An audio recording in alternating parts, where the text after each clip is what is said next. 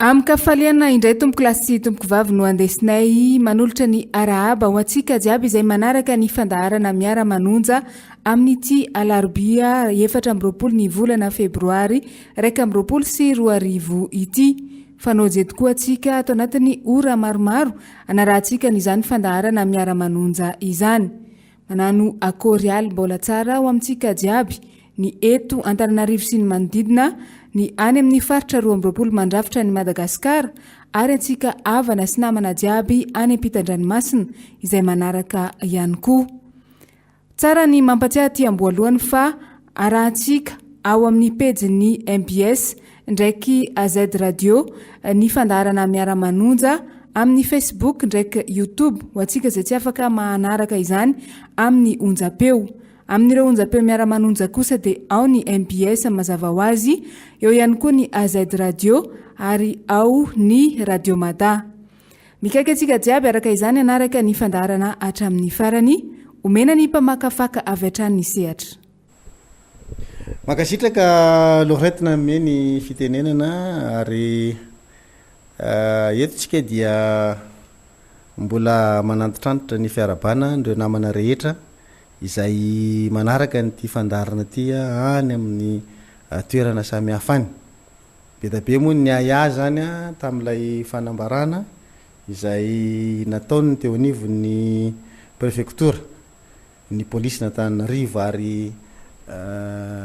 natahotra mihitsy hoe dia ahoana moa zany raha ohatra ka tapaka ny fanarahana ny fandarana Miara-Manonja,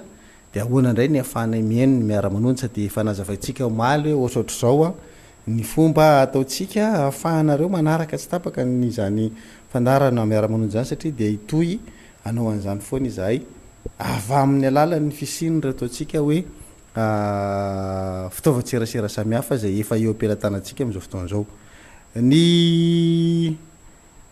zavatra zay hoentintsika eto dia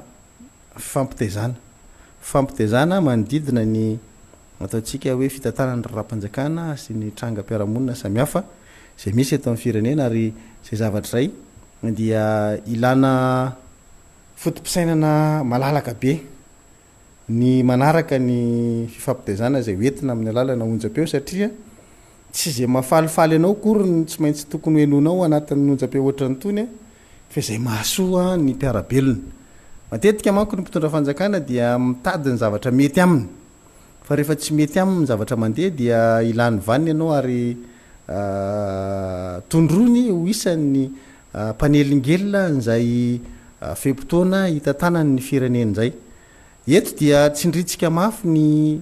ataotsika hoe toerana misy ny fanoherana dia natao hitsikera ny fitondram-panjakana amin'ny zavatra tsy mety zay ataony amin'ny fitantanana. Dia anjarantsika zany aty amin'ny fanoherana no mitondra an'izany tsikery zany, na amin'ny vaivay io na amin'ny antonontonony io dia tsikera ny anarany ary ny tsikery zany dia mamotsipotsitra mihitsy an'ireo zay ataotsika hoe lafy ny maharary ny mpitondra fanjakana, nefa tsara ho fantatry ny vahoaka zay manara-baovao, satria tsy azo atao tompotrano ino ny vahoaka manodidina an'izany fitantanana zany. Mbola veritsika foana fa eto Madagasikara dia ilaina ny fisininy atao hoe demokrasia, ilaina ny fisininy fahalalahany fanehoan-kevitra. Raha nanaraka tsara zao tsika dia isan'ny odina atao anatin'ny tambajotran serasera omaly ny fanambarana avy amin'ny vondrona Europeana zay miresaka ny nosy Comore amina resaka fisandratana, dia nefa ao anatin'izany izy dia miresaka mikasika ny demokrasia, mikasika ny zon'olombelona, ny fanajanan'ireo lafin'ireo, isan'ny karazana fipetra ahafahana manao an'izay dingana any amin'ny fisandratana sy ny fampandrosoan'izay. Raha ohatra ka Comore zany ny resahana manodidina an'izany dia tsy dia henitsika nalaza ohatran'ny Madagasikara ny resaka hoe UM fisandratany ry makatso makary, fa rehefa mijery an'ilay teny ataony ny vondrona Europeana ianao dia mampatsiaro ny fomba fitezana fahiny rehefa misy moa zany ny ataotsika hoe taizan-dreny kely dia mananajanaka zany ny reny kely, zany hoe ny zanaka trano no anarin'ny reniny dia ilay zanabady no mandatsaka-po, satria ilay teny tenenana n'ilay zanaka trano zay mahafilosy mahafisofina dia raisin'ilay tsy ao an-trano ray zany na tsy ao an-trano reny hoanatra ho azy zay mitanytaniny eo izy zany de ohatrohatr'zay le sara mivoaka hoe Comore ny ahitsy ny vondrona Europiana de tsika ty Madagasikara zany mandray lesona hoe ay zany kay ny tokony ho izy zany ny tokony ho raisiny Madagasikara ary rehefa tena mandinika tsara ianao de natao hoan'ny Madagasikara ny zavatra nytenenana ny Comore fa io moa amma diplomaty an'ireny anatina fikamban'ny raisam-pirenena reny tsy miteny mivantana izy hoe hoanareo ry zalahy ty message ty fa ianao no mandinika hoe makaty zany kopay zany ary mahazo ny zorondambany Madagasikara etiko itenenana zany fa eran'izao tontolo zao dia ezahana ho tafatoetra ao anatin'ny firenena anankiray amina tany demokratika izany demokrasia zany ary manaraka an'izany iny anjorondambany demokrasia eny zany ny zon'olombelona tsy misaraka reo ary zay na tonga antsika nanao antso hoe tokony misy fijeren'ny fikambanana maro samihafa miahany zany zon'olombelona zany ny sanganisy teto Madagasikara tamin'ny sabotsy lasa teo satria lasa feno gadra politika any tany mora amintsika am'resaka zao noninona noho ny atao hoe fanehoan-kevitra hiainy tatitra ataona solomavambahoaka hoe nijoro fotsiny reo zany zay raha nga iainao le tatitra zay ny atongavana eto dia zay no natonga an'ireo olona reo lasa gadra politika ampolony mahery zany tafiditra any amponja amintsika am'teny zao no ilay finiavana anatrika an'ilay tatitra ataony solomamboaka zany hoe ny finiavanao afata-baovao afantatra ny marina mikasika ny fitantanana ny are-pirenena sy ny firenenao dia avidinao lafo mahatonga anao gadra politika ary zay natonga antsika nanameloka n'ilay fiatsika nataony mpitondra fanjakana manodidina n'ilay fomba nanaovana n'ilay raharaham-pitsarana satria dia mitanila tanteraka nanaovana an'izany efa nisy fotoana nitondra fanazavana tato anatin'ny ty fandarana Miara-Manonja ity hoe ariariny mpitsara hoa ny tsy fahaiza mitantany ny mpitondra zany hoe fantatry ny mpitsara fa tsy mety le zavatra say nataony saingy apotrany am'ilay didy zay raisiny fa tsy ireo mpitsara no mandray an'le didy fa fahefana mitantana zay tsy refeso mandidy no manapaka ary mampanao an'le didy de hitatsika hoe tsy normal zany didy zany ary le didy mivoaka na managadry io na tsy managadry de hitanao foana hoe tsy normal jereo ny didy mivoaka tamin'ny maître Francesca tena hitanao hoe zany ve ny didy tokony hivoaka manodidina ny tiraraha ty fa nataon'le mpitsara le izy mba hitan'ny mpitazana hoe tsy za mpitsara izay mahay an'ny tiraraha ty no mamoaka an'io didy io fa misy tsindritsindry hafa avy any ambadika de io izy ariary anareo de ohatra zany koa reny gadra politika lasa ny an-tany mora rehetrarehetra mikasika an'io raha io hoe ariarin'le mpitsara hoe tsy zahay mpitsara no manao an'izany fa lay fanjakana tsy refeso mandidy zay mibaiko mampitahotra ny ambiny rehetrarehetra hoe raha mbola misy nareo ka mieritreritra ny andeha anaraka hiainy tatitra ataona solomamboaka de ohatra zao ny mahazo anareo ohatra zao ny sahaza anareo zany zany no fomba fanaovana politika eto amin'ity firenentsika ty ary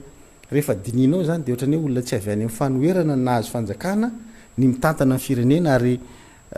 tsy mieritreritra ny mbola tsy ho ao anaty fanjakana raha pitso raha afaka pitso satria rehefa jerenao le izy de zao mampianadratsy ny taranaka any arina le zava-misy mampianadratsy ny taranaka mapara satria amin'ny fanaovana politika de mieritreritra foana ianao hoe androany ianao anaty fanjakana raha pitso anao ivelany fanjakana le fiatsika ataonao androany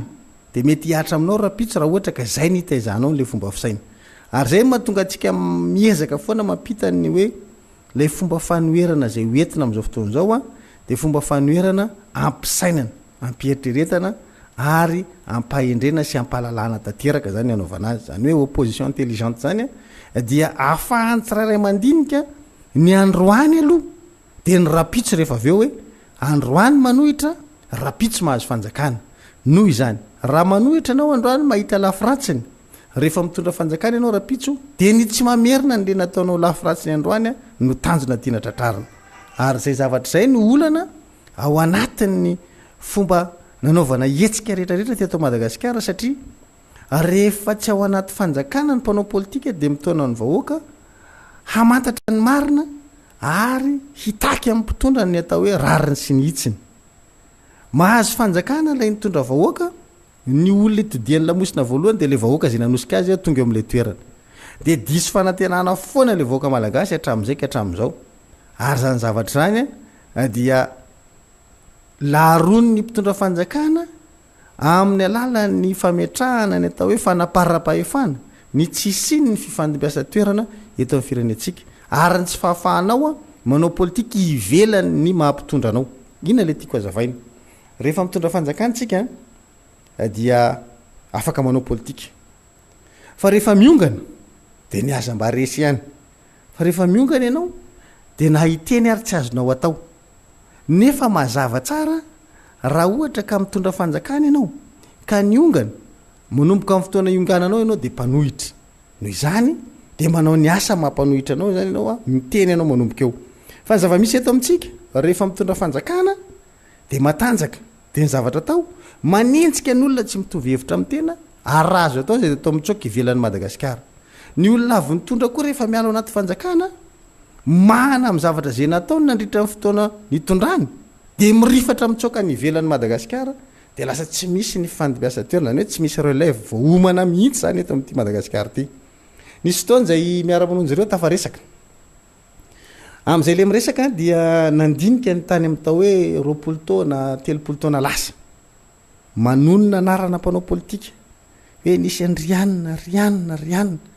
mahatsapa mihitsy ianao hoe taloha natao aza hoe tamin'ny andron'ny amiral dideratsiraka hoe nisy jadona tamin'izany fotoana zany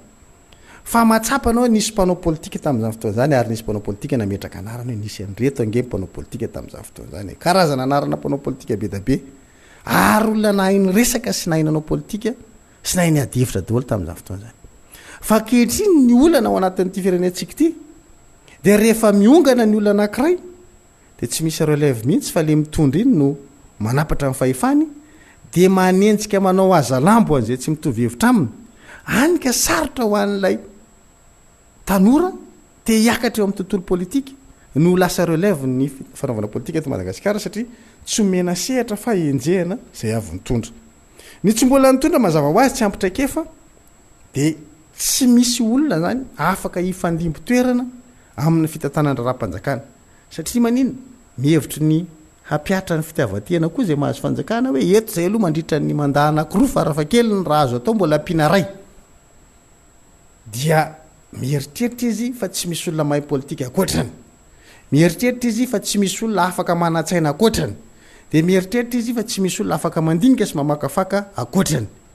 ary ny olana de ity mazana tsy tsapan'ilay mpitondra fa politika no hitondrana ny firenena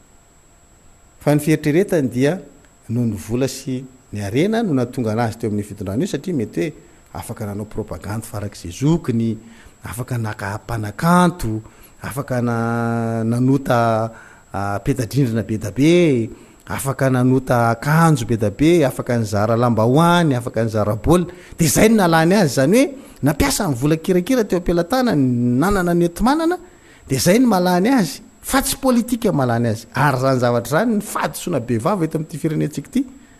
ary irarina mba ho afaka am'izao zay manao fanoerana ampisainana zao zany hoe ny tanjon'le opposition intelligente de nisiny ny fomba fijery eo amintsika mihitsy ka ho tapitra ny atao hoe finiavana hifidy avy amin'ny alalan'ny tolotolotra sy ny zavatra miserana indray mahandro hoe misy mizara vary de fidiko mizara koveta de fidiko mizara menaka androany de fidiko fa rehefa aveo olona tsy mahay politika akory le fidinao rehefa lany izy ka tady iongana eo amin'ny sezany de manapatra fahefana na mety voatohitohina ny sezany de manapatra fahefana de mandratra vahoaka manambotra vahoaka managatra vahoaka fa raha ohatra ka ampisainana no fidianantsika olona manao politika no mitondra afaka mandanjalanja tsara ny hoe ady hevitra ary ny fomba fanaovana politika no hitantanana ny firenena zany zavatra zany no mbola tsy miampita am'izao fotoana zao ary ezahantsika tsy hiverina eto amin'ity firenena ity tsony ny olona mifidifidy vahatany satria lay safidy tsy araky ny tokony ho izy fa tambazana kely 10,000 ray alina farafabetsany de miroboka fa tsy mieritreritra hoe ohatrany ahoana ny fitantanan'ity olona ity no mahatonga atsika ho diso safidy ary mahatonga ny firenena mivarina akady ohatrany am'izao fotoana zao androany ange tsika raha mijery de tena mahonena ny zava-misy satria ny olona ny fidy aza mieritreritra fa diso safidy am'izany fotoana zany nefa tsy afaka manao dimiverina tsony satria efa io eo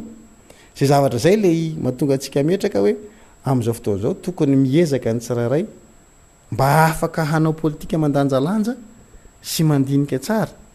ka amakafaka mandidina ny toetoetry ny atao hoe mpanao politika izay omena toerana amina fifidianana anankiray mandalo.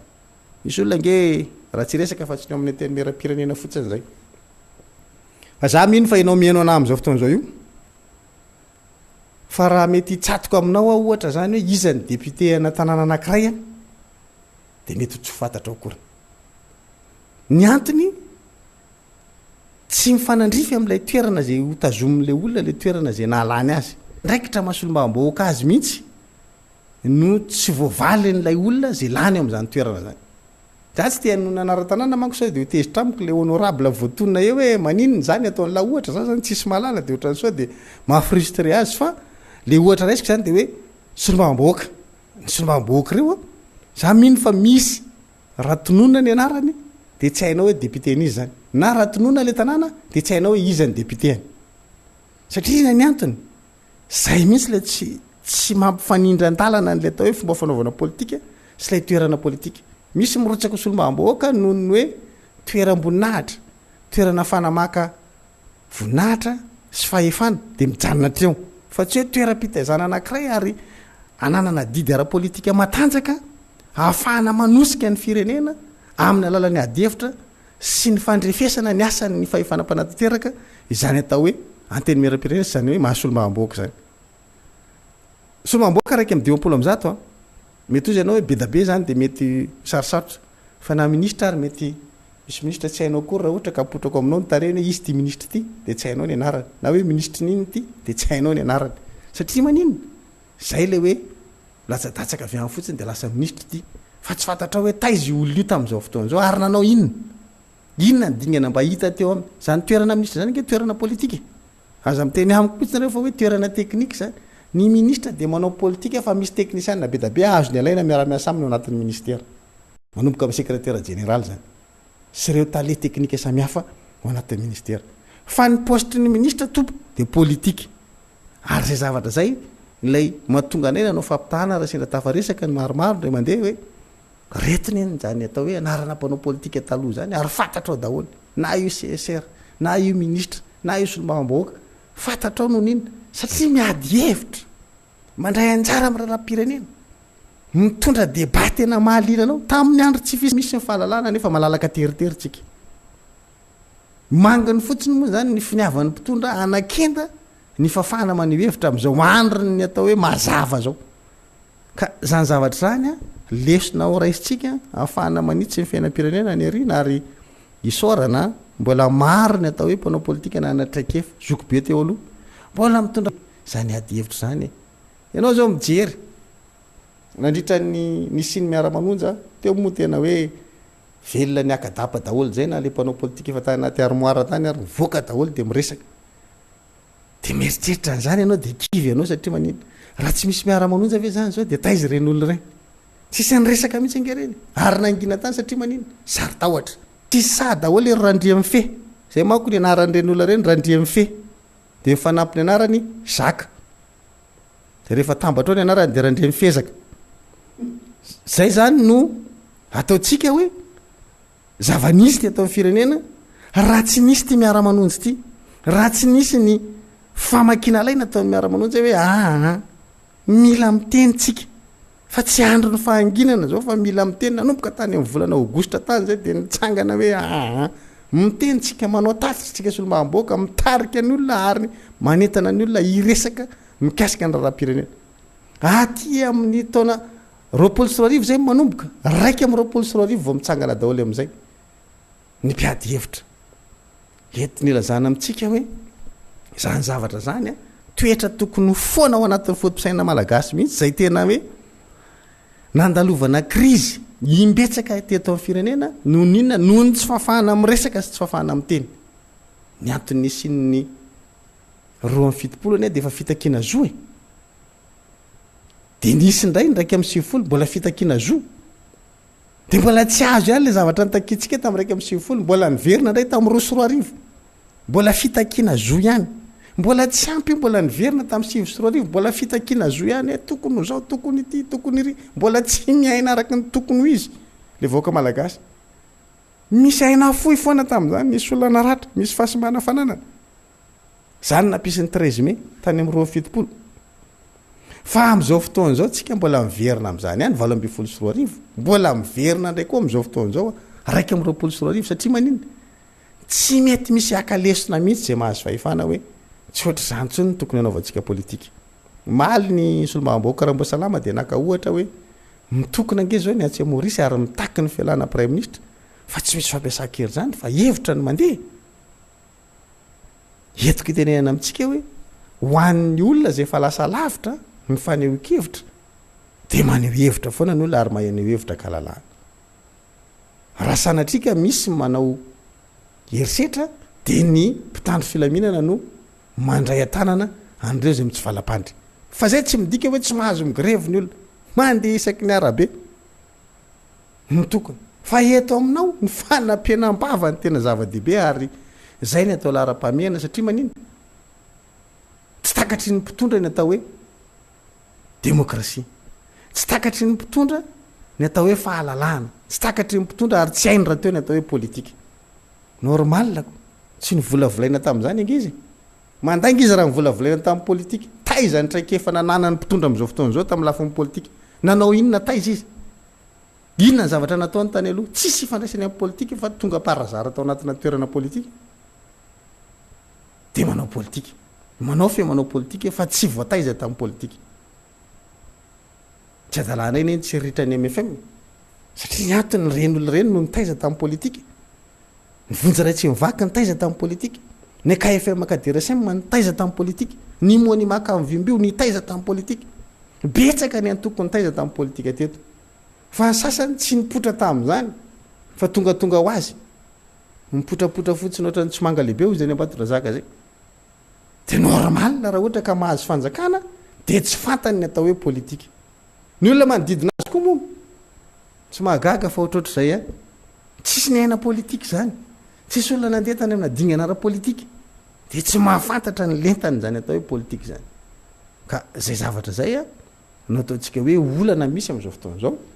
izay zakain'ity firenen'ity satria tsy ampy ny fanofanana ara-politika andalovany atao hoe tompona ndraikitra zay mitantana ny raharam-panjakana mitantana ny fiainam-pirenena dia rehefa tsy ampy ny traikefa rehefa tsy ampy ny faharipahalalana n'izay atao hoe tontolo politika zay dia manao didiko fe lehibe dia mampiasa hery ary mampivandravandra fa manana tanjaka fa za dia miteny foana fa tsy hampafiry ny olona nanana tanjaka rangaha abedabe ny nanana tanjaka teo amin'izao tontolo zao fa fantatsika foana hoe nakaizany ny hafarany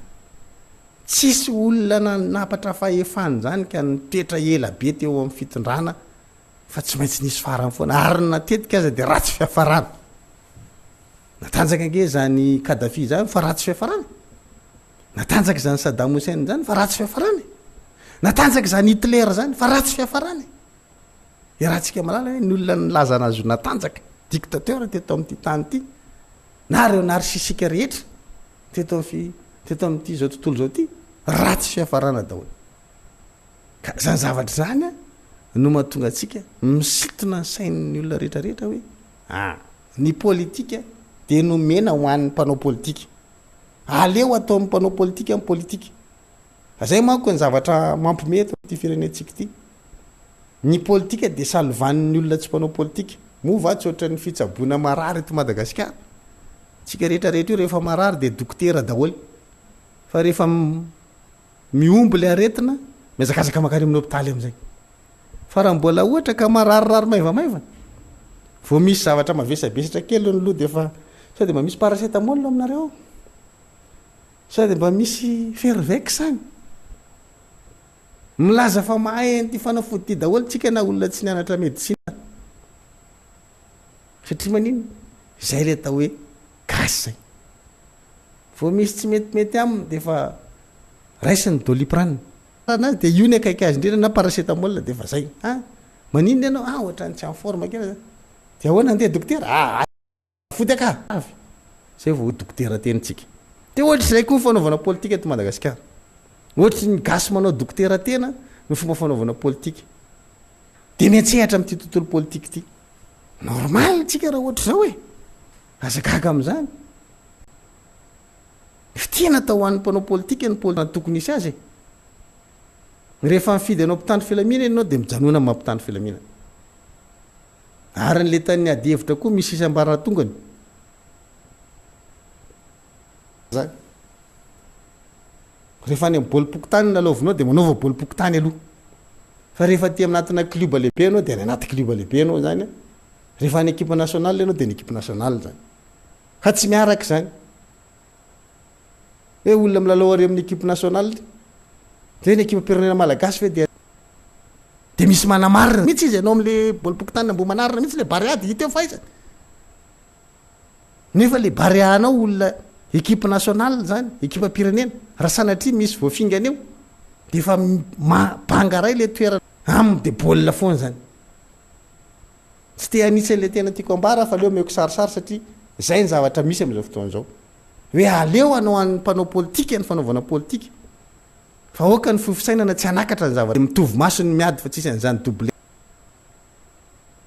mba hahafahany tsiraray mandinika ny relève rapitsa izy fa ho an'ny fofisainana dia zany ny anasana vangy rangaha ty ohatra zao ty président ravalimanina ty ohatra ny tsy mankatsy zaranao ary rabriko ny hoe zao mahatsara nyity ho an'ny relève rapitso raha fakapitso fa tsy takatry ny fofisainana zany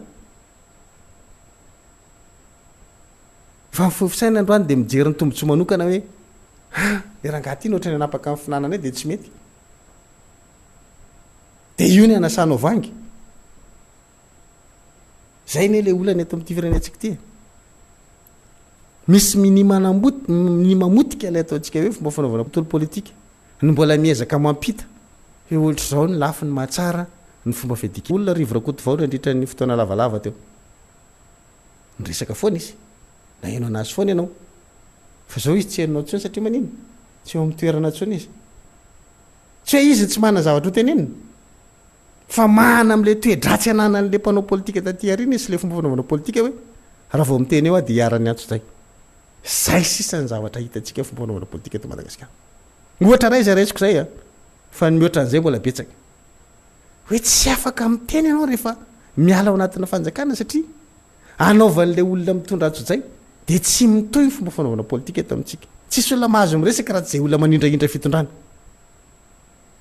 ahoana ny afahantsika anarina nyity firenena ity ry adihevitra ny tsy misy ireo zay mikopaka fotsiny maty ny fitiavatena sy ny fitiavakely tsy manana hevitra hoentina koa reto amin'ny firenena fa dia mokondobe fotsiny letrezana fotsiny hoe zay zao no mitondra adihevitra hoentiny adihevitra hoentina ary zay no nahatonga antsika nametraka tamin'ireny hoe efa tsy fanaovana politika ntsony ange ty ianareo ty fanaovana politika hoe dia ny fiainan'ny olona ny foananareo mihitsy ny zotram-piainan'ny olona anatin'ny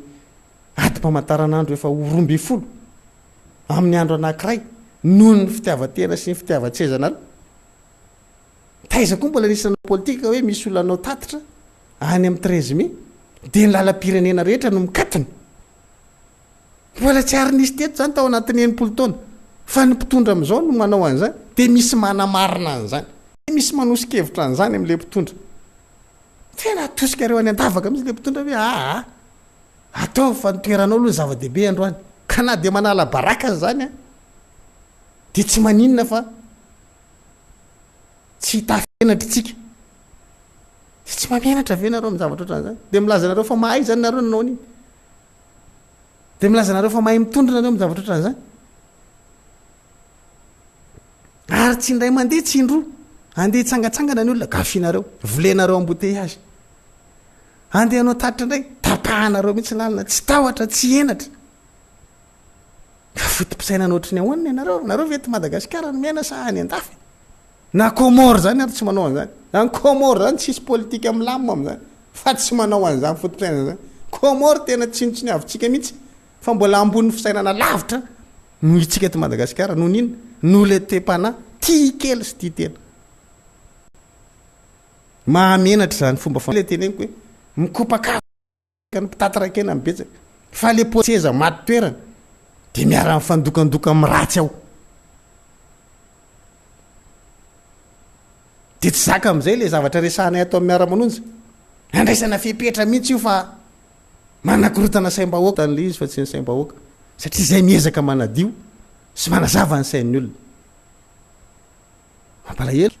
andray mateny fa mihitsy mahatonga anay manao ezaka satria nareo tena fiaino abibiana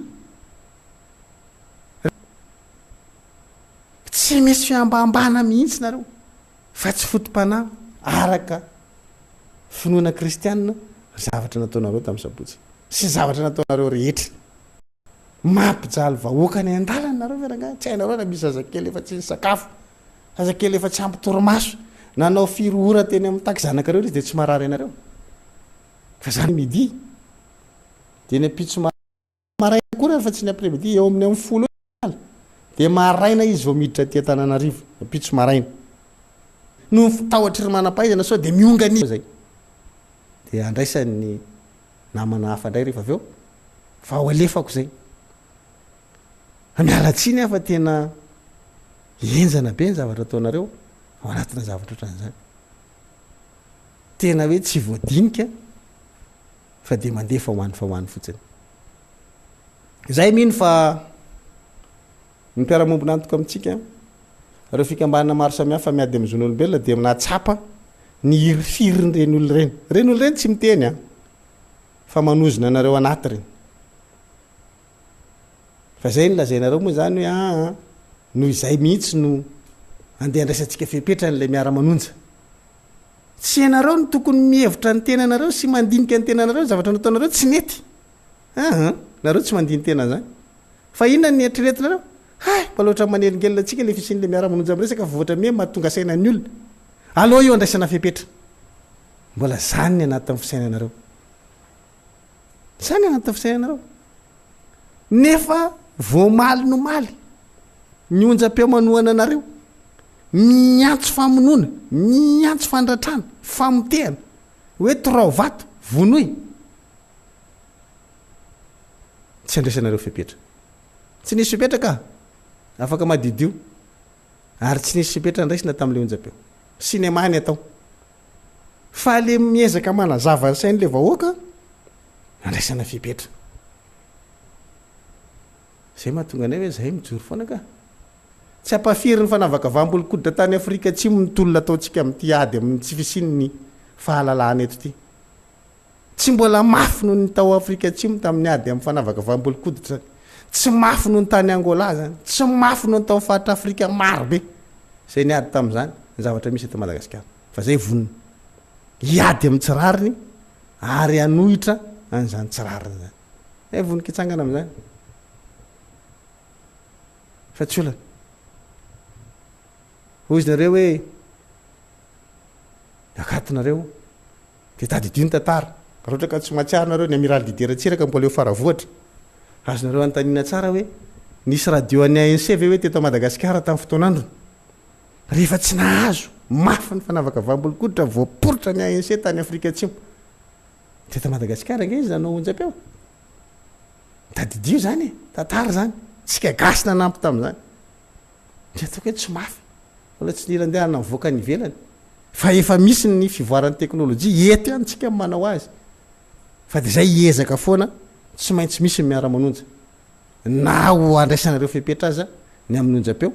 de toizanay ny amin'ny tambajotra tserasera basy ty fikavana zany ary arangaranga satria verinay fa zo fototra ny ahafahan'ny vahoaka mahazo vaovao ny mahafantatra ny zava-misy eto amin'ny firenena amasombamboakanay de ezahanay ny anajana an'izay zoan'izay ary anomezana anazy an'izay zoan'izay zoany mahafantatra vaovao zoany zany tsy zahay nanao ny lalam-pandren'io fa ny mpitondra am'izao fotoana zao tamin'ny tetezamita ny anjara nataonay tamin'izany de nampandany an'io tamin'ny karne pokotany ka raha ozy nareo hoe tsy mety io lalam-pandrenan'io hovay fa androany izy mbola voasoratra hoe zoany vahoaka malagasy ny afantatra ny zava-misy sy ny vaovao marina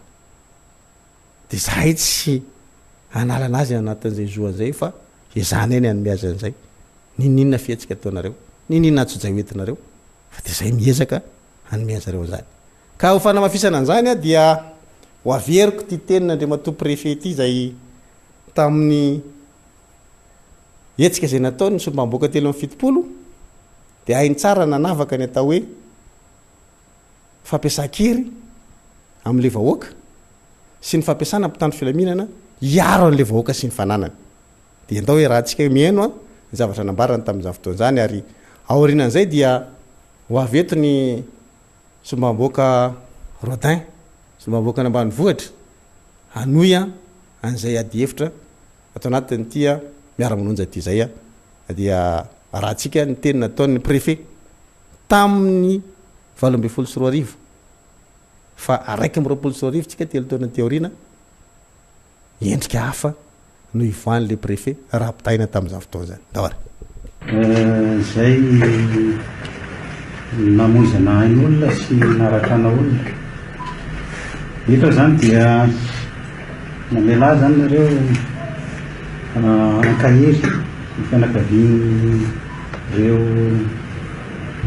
maty zany ary mirary fasitrana anatin'ny fotoana folo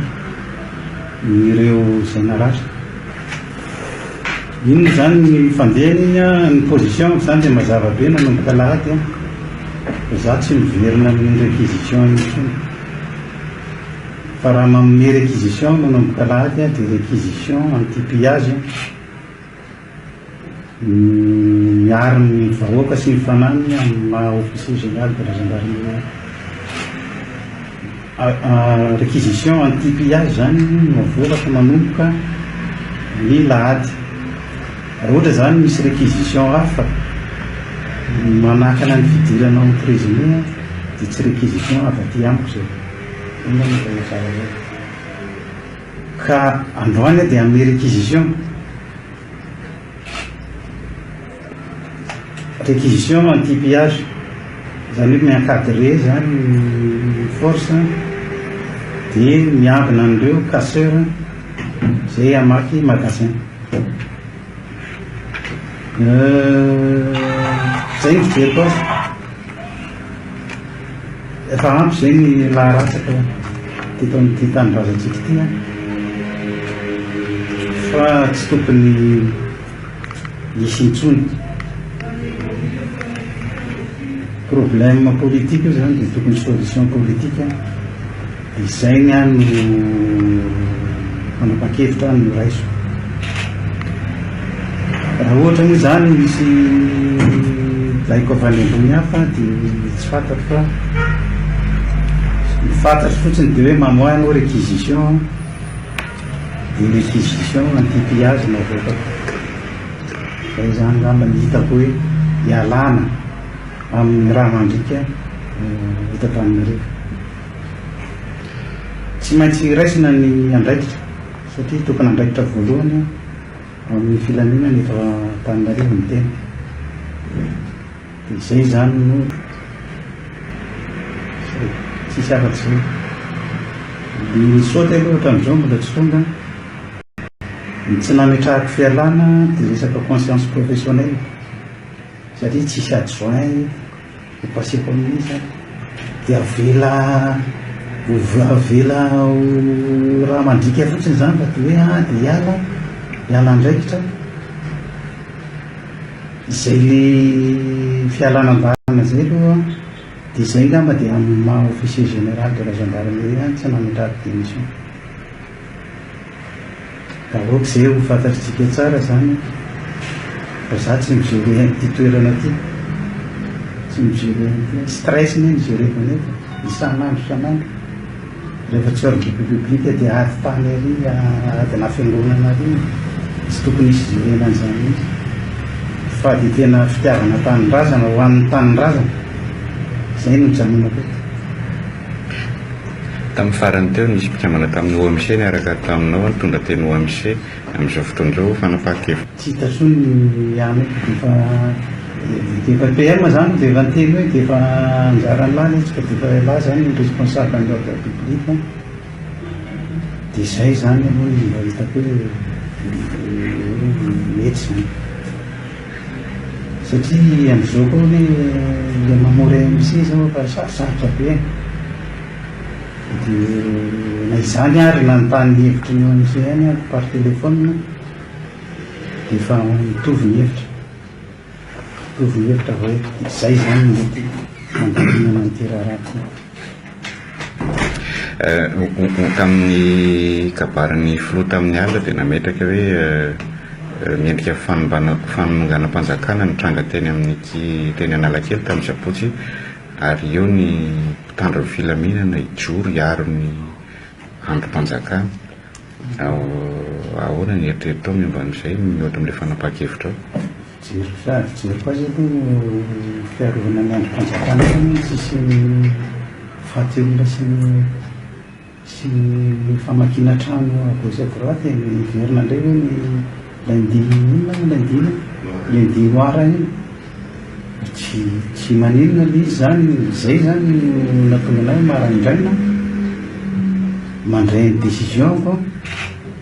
dia rehefa tsy mety izy dia mandray décision ndray zareo any ambony zay ngamba zadet dia madiny tanako miady manononareo député Rodin ihany miatrika nyty raharam-pirenendetsika ankehitriny atoko honany tsy sotra miatrika iteny atoko honany tsy sotra zavatra vitantsika minan-kavy hatramin'izay merikesinina niakatra tamin'ny Sabotsy riny tena fitiavana be dia be nataon'ny vahoaka ary tsapa fa miaino anatinareo ny fiainam-pirenena ary mitazana mandrakariva ny fiainany ho an'ny taranaka rehetrarehetra endana ny zavatra misy tsara ny zava-bita satria mbola tsy nisy ohatrany mihitsy zay niainana teto Madagasikara satria mba nitolona ihany ny tena tsara ny zava-bita satria na dia teo ara ny sotasota rehetrarehetra ataona mofo zay ny eritreretan-zareo fa hoe asakano ajanony daholo ny azo ajanona rehetrarehetra natsoina daholo lehibe ny faritra manodidina rehetrarehetra reo ny ragova zany ataovy izay mety rehetrarehetra nampiasaina daholo rehetrarehetra tsy nampaninina zany tika tsy dia mankarary fo amin'ireny nafinaritra fotsy atao tsy haina ho malagasy mpitolona rehetrarehetra ho an'ny tanindrazana sy ho an'ny taranaka fandresen'ireny fandresena ho antsika ireny fandresena ho anao fa tena niady marina ianao na dia tsy navely satria tsy afaka niakatra ny tanàna amin'eo hevitra somary mitodika any amin'ilay rahalahako anankiray Zokobe député honorable Boninahitra mialatsiny azoko fa tsy maintsy miteny satria ohatra ny hafahafa ny fitenianao an'ilay izy hoe tsy sahy niakatra tsy sahy niakatra sehatra zany ny député teo amin'ny Sabotsy tsy niakatra teo amin'ny Trézibe manontany anao mba taiza monao niakatra tamin'ny sehatra fa tsika dia ara-toloma nanomboka tamin'ny 80 aloha no hitako niara-nitolona fa ny zavatra hita tamin'ny Sabotsy dia izao aoko fantatrao fa tsisy député anao tatitra zany na ianao io na iza député na iza ministra na iza na filoha fa tsy maintsy mampiantso ny vahoaka aloha ivory zay vao milatsaka le olona kabary ataovy atsay fa iza mamendry feny vahoaka hoe tsy tonga ny député kabary fa le vaolona fotsy ny olona tsy maintsy atsonao ho tonga hiatrika nanao propagande ve anao dia anao ihany tonga teo posehitra teo fa ny olona zay vao hiantso olona hoe tonga avy nareo fa tonga ato député diso zany na ministra ianao na inona kabary mafenam-pirenena na président natsaka tsy maintsy ianao tonga ny olona no atsonao tonga natrika anao ary raha fa faible raha tsisy olona zay ianao vao mitena tsy afaka hiakatra fa kely loatra le olona ianao fa rehefa vory le vahoaka dia iny ianao ny tonga amin'izay tonga mavitsika amin'ny kabary entinao ka zay no antsiko kely an'izay rehetra nilaza rehetrarehetra fa hoe tsy niakatra ny député amin'ny député reny dia tena fombiazana reny satria ary zay no ampiarizina ny mpitolona rehetrarehetra fombiazana reny ny antony dia hoe rehefa miantso anao fotoam-be eny ananina dia tonga ianao tsisy ataontsika fotsiny ohatra zany no miako pienao ho antsika mpitolona rehetrarehetra raha ohatra ka no spectacle anankiray antso anao za mialatseny mianona ny namana dia ho avy eo jakatina hira tsy maintsy ny vahoaka ny tonga aloha feno ny vahoaka vao milatsaka jakatina hira fa tsy jakatina ny tonga aloha mialatsiny miala fondro manonona anarana fa zavatra misy zany eo amin'resaka spectacle na famiriam-bahoaka zay vao tonga le olona zay vao tonga ny mpira fa tsy nipira ny tonga aloka ninona ataony eo raha ohatra ka tsy tonga le olona fa tsy maintsy mamory olona ny responsable rehetra zay vao tonga ny anao tatangeno atao fa tsy resaka ininina oalaoala isorako be dehibe ary ifonako eto raha tenena ho atsika rehetrarehetra somarina vaky ny fo maly satria ny aina ndriny zay le hoe miteny ny masiny drala begalona miteny masina satria io nitendreny io article be dehibe mpira miteny amin'io za moa any deputena ambanivohitra mahalala tsara an'io satria raha tantaran'io koa hoe tefa fahafantarany io nefa misambotra le olona samborina ina ka mba jereo le izy zala tena mariny inona ny samborana ndreny olondreny tsy ipone ndrehatra tsy kitay ndrehatra tsy nisy olona naratra tsisy vaky trano vaky inona no hitanareo teo zao tamin'ireny reny ny tena hoe tolona endry sady mendrika indrindra tamin'ny tolona ny aina teto Madagasikara zany hoe feonam-beana feonam-bahoaka na tolom-bahoaka tsy nisy ninina raha natao hoe pitidraray ary tsisy trano anankiray vaky tsisy ninina fa voaro ny aina le olona dia mampisahotakotaka miaraka aminao zay nge mba netiatezerana hoe tsy maintsy asiana valiny ty fa nisy vola be ndraraka naropaka zala ao amin'ny fahefana tompo-pahefana zalava vety nampaniraka anao antya dia tsy maintsy mba asiana zesta kely dia samborona zay azo samborona dia rehefa samborona ohatr'ireny dia ohatran'iny zay nge le zavatra hoe samy malagasy tsika raha manisy za dia tena hoe ny tena ny teny mihitsy hoe oka tsisy mihitsy fa itsy fa iny zany miexitehany zany mpitany filaminana zany na ohatra fa tsisy fa tsy maintsy nataony nanakorotany nataon'ny mpitany filaminana nanakorotany an'le olona mba misy sandrosira dia rehefa mandositra dia enjehana mandositra izy dia samborina dia renina rehefa dia hoe alefa EMD tompolasy tompovavy tsy resaka be dehibe iny fa zavatra ny ainan'ireny ny ainatsika reny tamin'ny 2009 na inona firy zany reny pasteur Edouard Tsaka mery firy ndreo miaratona manonona anara fetosona samborona niaraka tany niaraka dramato ato miasa concept manokana présidentiny manda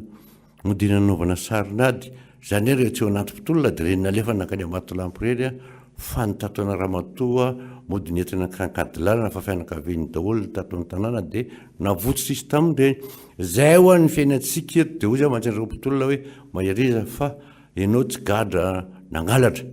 tsy gadra nandoro tranon'olona tsy gadra nanao inona fa mba hetsika ny tondranao mba ty eno an'izany ianao inona ny fiainanao inona ny tokony fantatrao anatin'ny boky be 300 pejy mahizy iny nge no tansaina eto no tansaina tao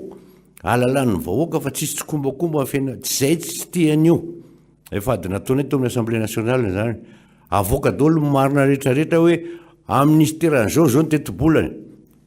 zao ny laniny zao mpiasa ao aminy zao zany ny detahina mpiasam-panjakana voalohany rehetra zany ny detahina tao ny ministera tsirairay avy zao anao zany ahoana moa ny eritreretanao ampandrofona le firenenao le ministera nge tsisy vola fa nahina daholo fa nampidirina re amin'ny banky foibe any iavoloha daholo ny vola rehetrarehetra dia any mamoaka azy afinaritra azy zany ve dia hitondranao fiainam-pe dia mba inona zany zahay iny ohatraka fiteniny akizay mba inona zay zany dia zay tsika zany dia tsy afaka mieno atao zay tsy enona ny feo ara mandeha le miara-monja dia zavatra nafinaritra satria ohatra ny endrzareo ihany tambatra ohatra zao samy nanaoka ny eritseriny ny fampanompany ratsy na ny teny tsy mamoaka zavatra tsy mendrika fa raha ny zavatra taterina zay dia miantso anareo na mpitany filaminanao na izy nanao an'ireny ihany midinio ihany aloha inona kay ho anao rehetrarehetra mieno inona ny tena antony sobina tongavana nanaovana an'le izy dia hoe ahafahanao malala ny fiainanao satria raha ohatra hoaka 70 taona 30 taona ianao tamin'ny 7 taona ianao dia nandeha ny taona voalohany 5 taona fitondrana 5 taona fitondrana 5 taona inefatra zay dia 7 taona ianao zany dia mba inona ny tsiro ny entinao tamin'ny taona 7 mandrak'izao tao amin'ny fiainanao mba nanaona le fiainanao le zanakao le zafikelinao le zafiafinao mba nahazo nety ve sady tena hoe ohatran'izay foana ny fiainany tsara raha ahampangaina izy tsy alala zay fiainana eto Madagasikara fiainany eto amin'ny firenena ohatrany ambanivohitra dia ohatran'izay inona momba inona zavatra misy any aminay any zay nge mena ato teny brainginy baraingy meko anao ary zay ny tiana anao tatra zangy mbola no tatra angataky zany hoe de mizo feno ho an'ny solombava-moaka manao tatitra tokony anao tatra tokony eno anareo fa tsy milazany hoe andao ianareo mikonokononao tsy mba zaza de miaraka mikonokoninao de miara misosina miaraka manao cocktail de tapenana mivava aza aloha le vahoaka mifidy anao hijanona monany ka raha tsisy tapitra lan'ny semilizonera raha nikatsaka tapitra ny tsaramaso voan'ny aretana maty ny voatabia sy ny anina ny omby tsisy mpanindrona ohatra zany tsisy hoe nakaiza le vola tetibola nanaovana mibarazy nanaovana mba hanatsarana le fiainam-boaka mba hitovina eto Madagasikara fa mitovy araka lazainy lalam-panina fa mitovy voaka malagasy miary ary rehefa miary de mahazo io na ho ataona ohatrina na ohatrana vidiba rehefa manambola le olona miary izy tsara ny anao tsara ny fiainany tsara ny lalana tsara ny mianatra ny zanany mahazo fitsabony izy zany de davina zany ny ampamoka zay ny tiany natao ho aseho voaka malagasy teo fantatra izy fa tsy hoe mifidiny ho azy ny jaly izy ake mijaly tsy fidiny ho azy ny mijaly tsy fidiny azy ny ory tsy fidiny ho azy ny tratra ny fahasairana amin'ny zavatra tsy mba afaka manao raha iseritreritra atao anatin'ny confinement na de natao raha mody sarinady ny confinement za tena mbola meno an'izany foana satria rehefa hisarinady de hoe reny filoam-pirenena afaka mijery spectacle afaka manao fa le gasy mba nijery ho anahy eto de mitenika za mamba mivoatra mba fetim-pianakaviana ny famadihana tsy le tadio tsara fa be deaibe mivery fa tsy niditra tanorazana tamin'ny confinement fa mijanona de tanina rehefa tanin'olona daholo na de to hoe aito Madagasikara atsika tanitsika te fa tsy mitovy zany zavatra zany no manara makarara saina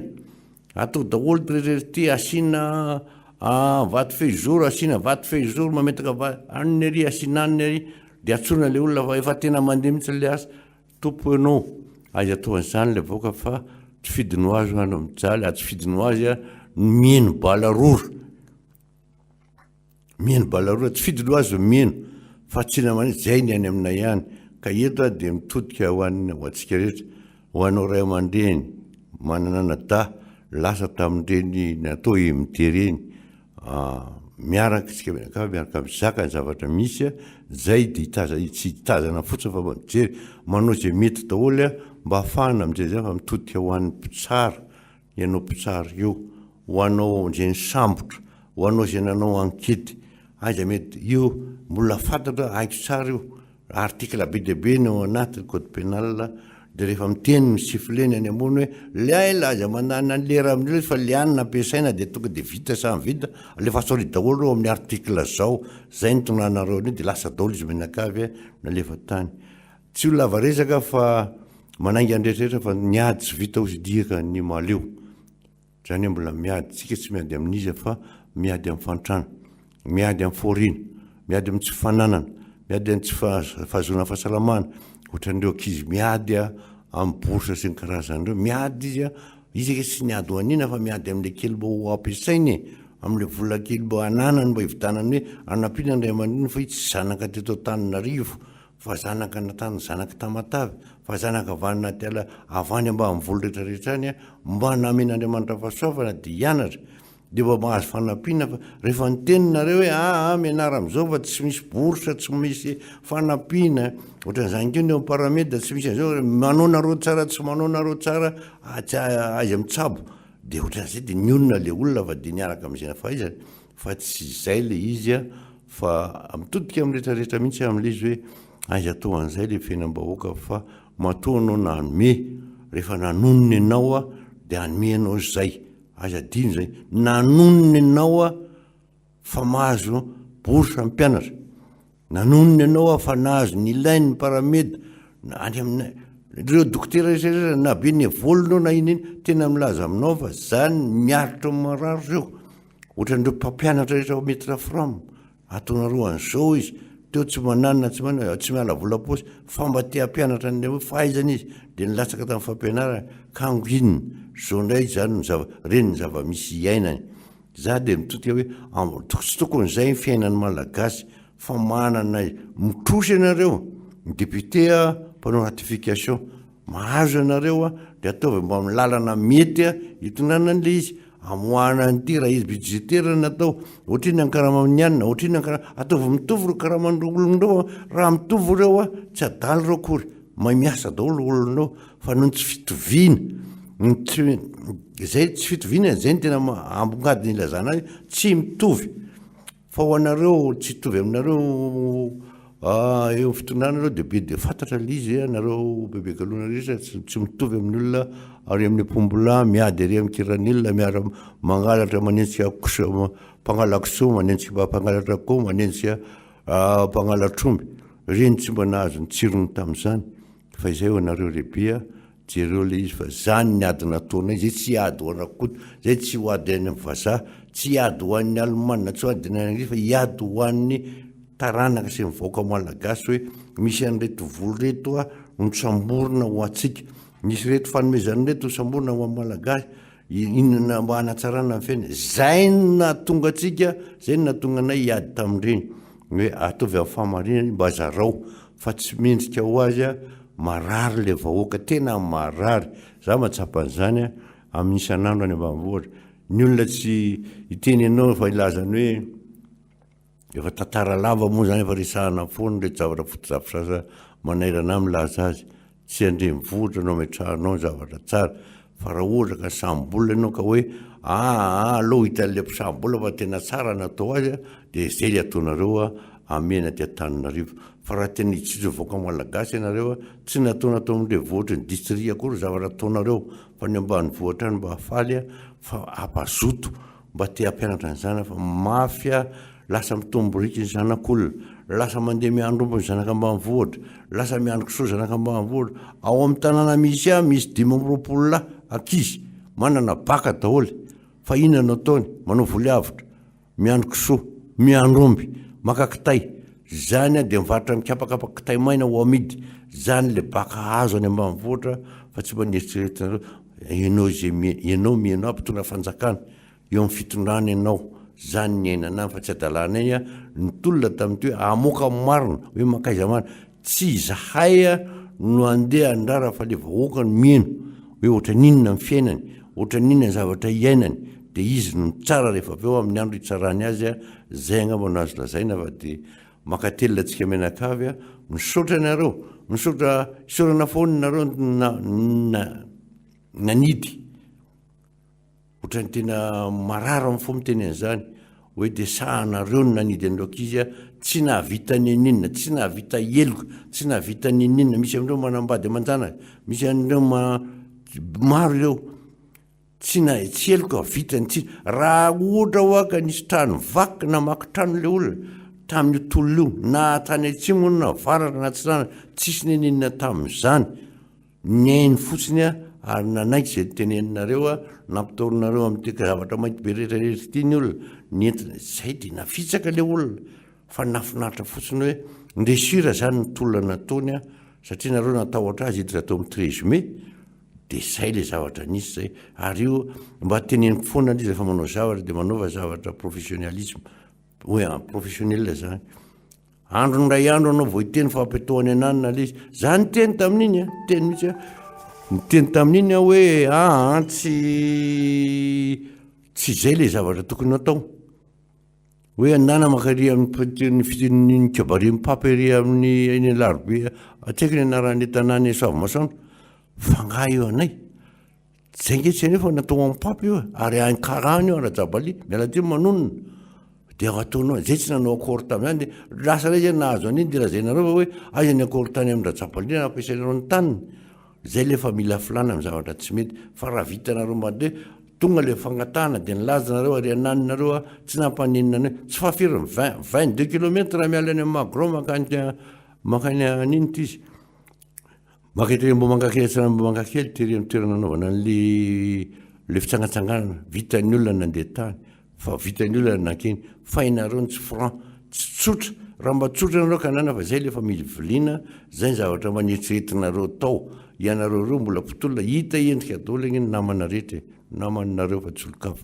namana tena namana satria efa hita taonareo zavatra nataonareo tamin'ny 7 sy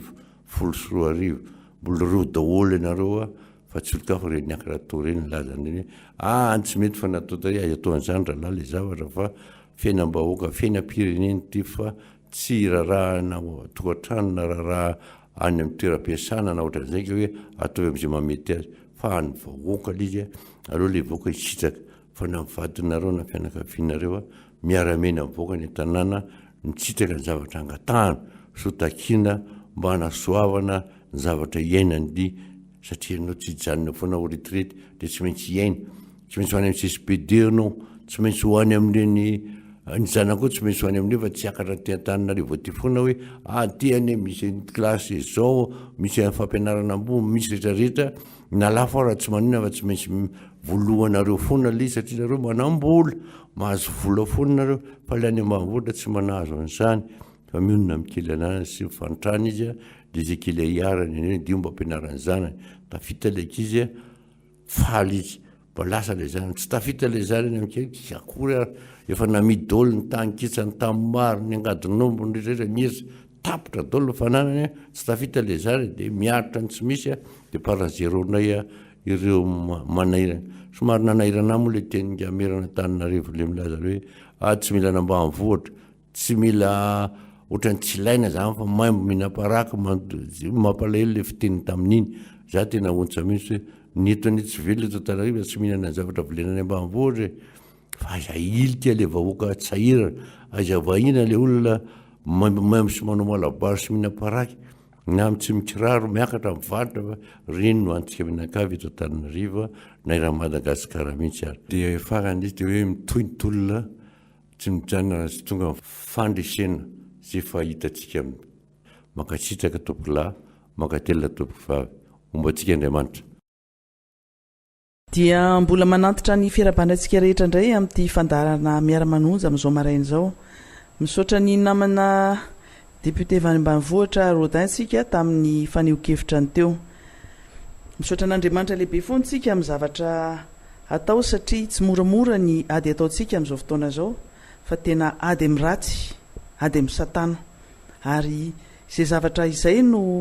iantsoko antsika rehetra foana hoe aleo mivavaka miombombavaka hatrany an-trantsika ary mitovy mitondra ambavaka ty raharaha zay ataontsika ty ady goavana ary ady sarotra satria fantatritsika ny zavatra nisy fantatritsika ihany koa ny zavatra mbola misy ary ny ho ampitso mbola sarosarotra noho izany ka noho izany tsika rehetrarehetra dia mila misikim-ponitra mila vonina tsara satria ny fiarahantsika rehetra no mampahomby ny zavatra zay atao ary ny fisaratsaratsika rehetra zay izany ny fahavalontsika moa zany satria efa mimetraka atsika ho fahavalo dia mampalemy ny etsika atao ka noho izany ny fanentanana ataoko aloha eto am-piandohana dia ny firaisan-kinantsika rehetra ohatran'ireny firaisan-kina zay nahitantsika andreo mpisolo vava zay niaro ny namany firaisan-kina zay dadavintsika ao anatin'ny fifankatiavana sy fifampatokisana ary firaisan-kina indrindrandrindra amin'ny hevitra sy ny fihetsika zay atao androantsika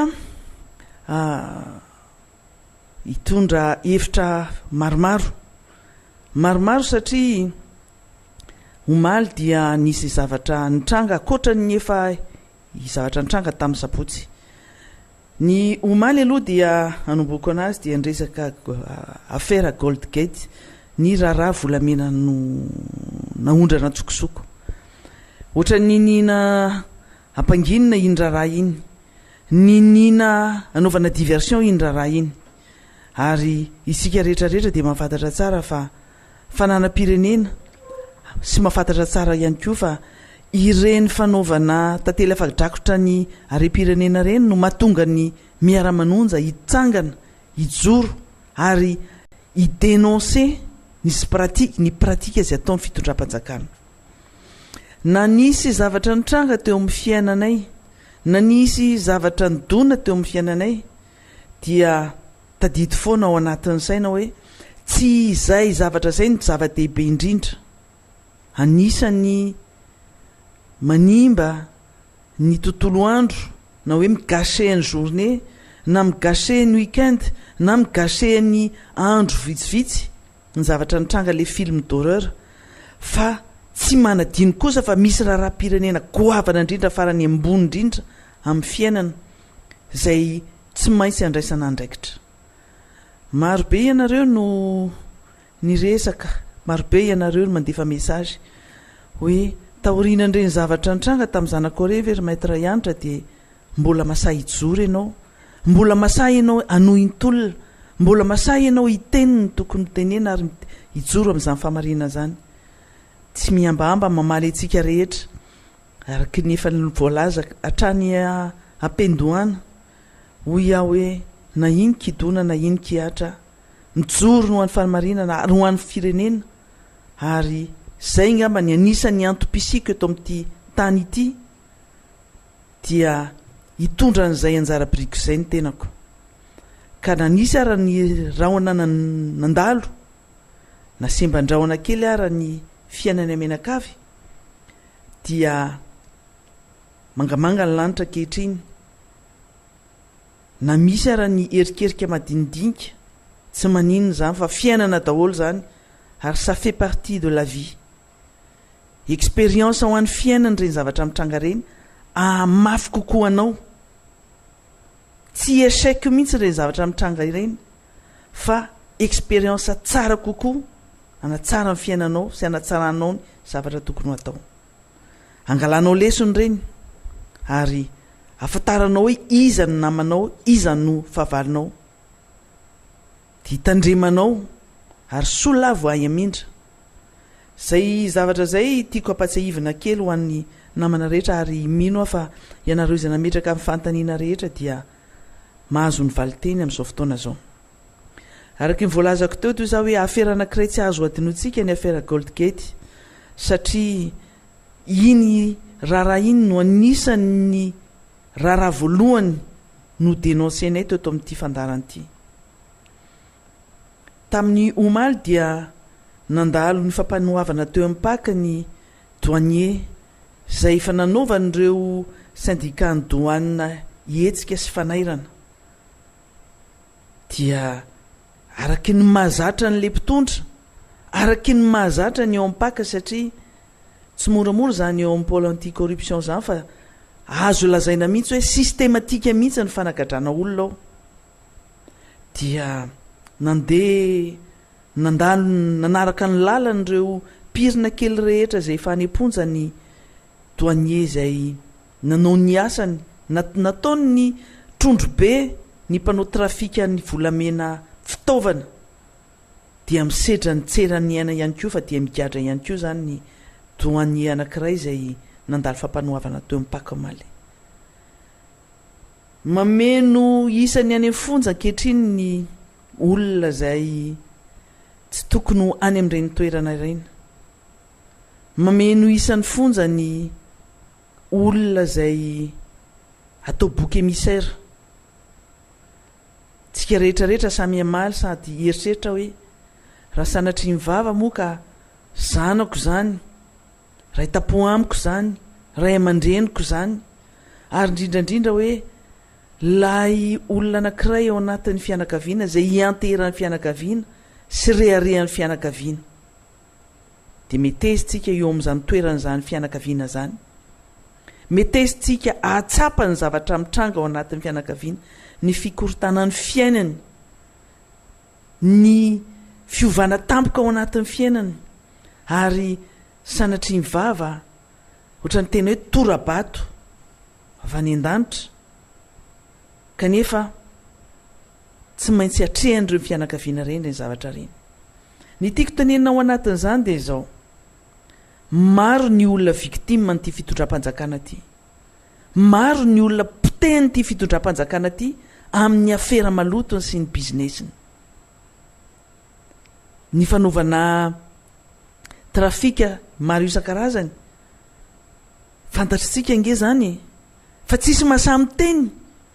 fa izay kosa eto amin'ity miara-manonja ity dia afaka manambara aminareo ary afaka mirehare miteny hoe izahay dia namakilay,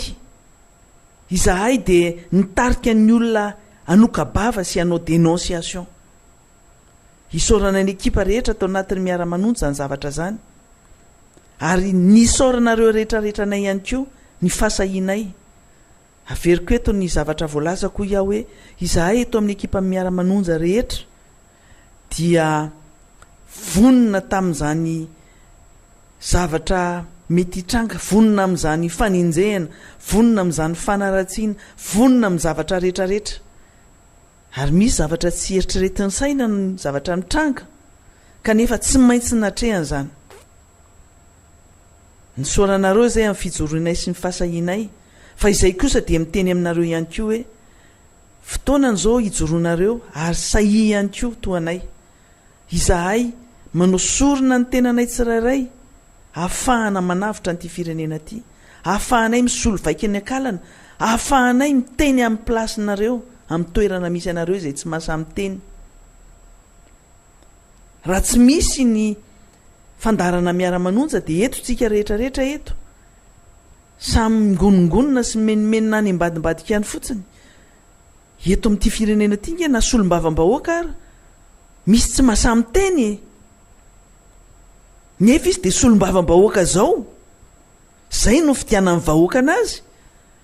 Laza zavatra hafa no ataony satria matahotra ny teny, matahotra ny joro, ary le vahoaka zay tokony ho patron ny adininy fa lasa fanompoana sy fiarovana le fitondram-panjakana no ataony. Zany zavatra mitranga zany dia isarihana ny saitsika rehetrarehetra hoe ny solombavam-bahoaka dia natao hiaro sy solovavan'ny vahoaka. Zavatra ngeza be anankiray zany, izy no afaka miteny rehefa manaraka ny asany ny fahefanam-panatanteraka. Raha mahita izy ka tsy miteny ny zavatra hitany dia tsy manao ny asa mahasolombavambahoaka izay. Ary raha tsy manaraka ny asany mpanatanteraka koa izy dia tsy mahay ny asany solombavam-bahoaka koa izay. Ka le filazana foana isaky ny mandeha hoe nareo manakorotana ianareo mampizongozina an'ity fitondram-panjakana ity, manakorotana ny saim-bahoaka, dia fanadisoana tanteraka ny asany solombavam-bahoaka zany. Ary tsy tokony ho adinoana fa izahay eto amin'ny Miara-Manonja dia olony mpanohitra, ary ny mpanohitra dia natao hitsikera. Ka mialatsiny amin'ny olona rehetra na fikambana na antoko politika na olon-tsotra na zay rehetra manakina ny mpanohitra hoe nareo mba mitondranareo proposition concrète dia ampio ny fitondram-panjakana. Dia vonaika koa mandiso an'izany resaka politika zany tsika satria ny mpanohitra dia zay ny tena rôlany hoe hitsikera izy, mitsikera aloha izy. Azo ny atao mitondra proposition, azo ny atao manao analyse, manao critique constructive raha ohatra ka manaiky an'izany le fitondram-panjakana. Raha mihaino le fitondram-panjakana, mandray ny kritikany izy ary manaraka fotsiny ao aorianan'izay ny solution maha-constructive an'le kritika. Fa ny zavatra misy hatramintsika amin'ny teny izao dia tadidio tsara fa mbola marefo de marefo zany fandraisan'ny fitondram-panjakana n'izany kritika izay ataon'ny mpanohitra zany, ary tsy manaiky hihaino an'izany mpanohitra zany mihitsy ny fitondram-panjakana. Ny valiteny averin'ny matetika, averin'ireo mpanohana enaka hatramin'ny tompon'andraikitra maro ao anatin'ny fitondram-panjakana dia hoe zay aloha no mitondro zao. Teny anavina ohatr' zany, olona ohatr' zany, iza no olona nampy an'izany? Ny sofiny mitapina, masony mitapina, kina no anampinao olona mitapy maso sy mitapy tsofina. Fa soa ihany fa misy mpanohitra eto mahasahy miteny ara-moa mpanohitra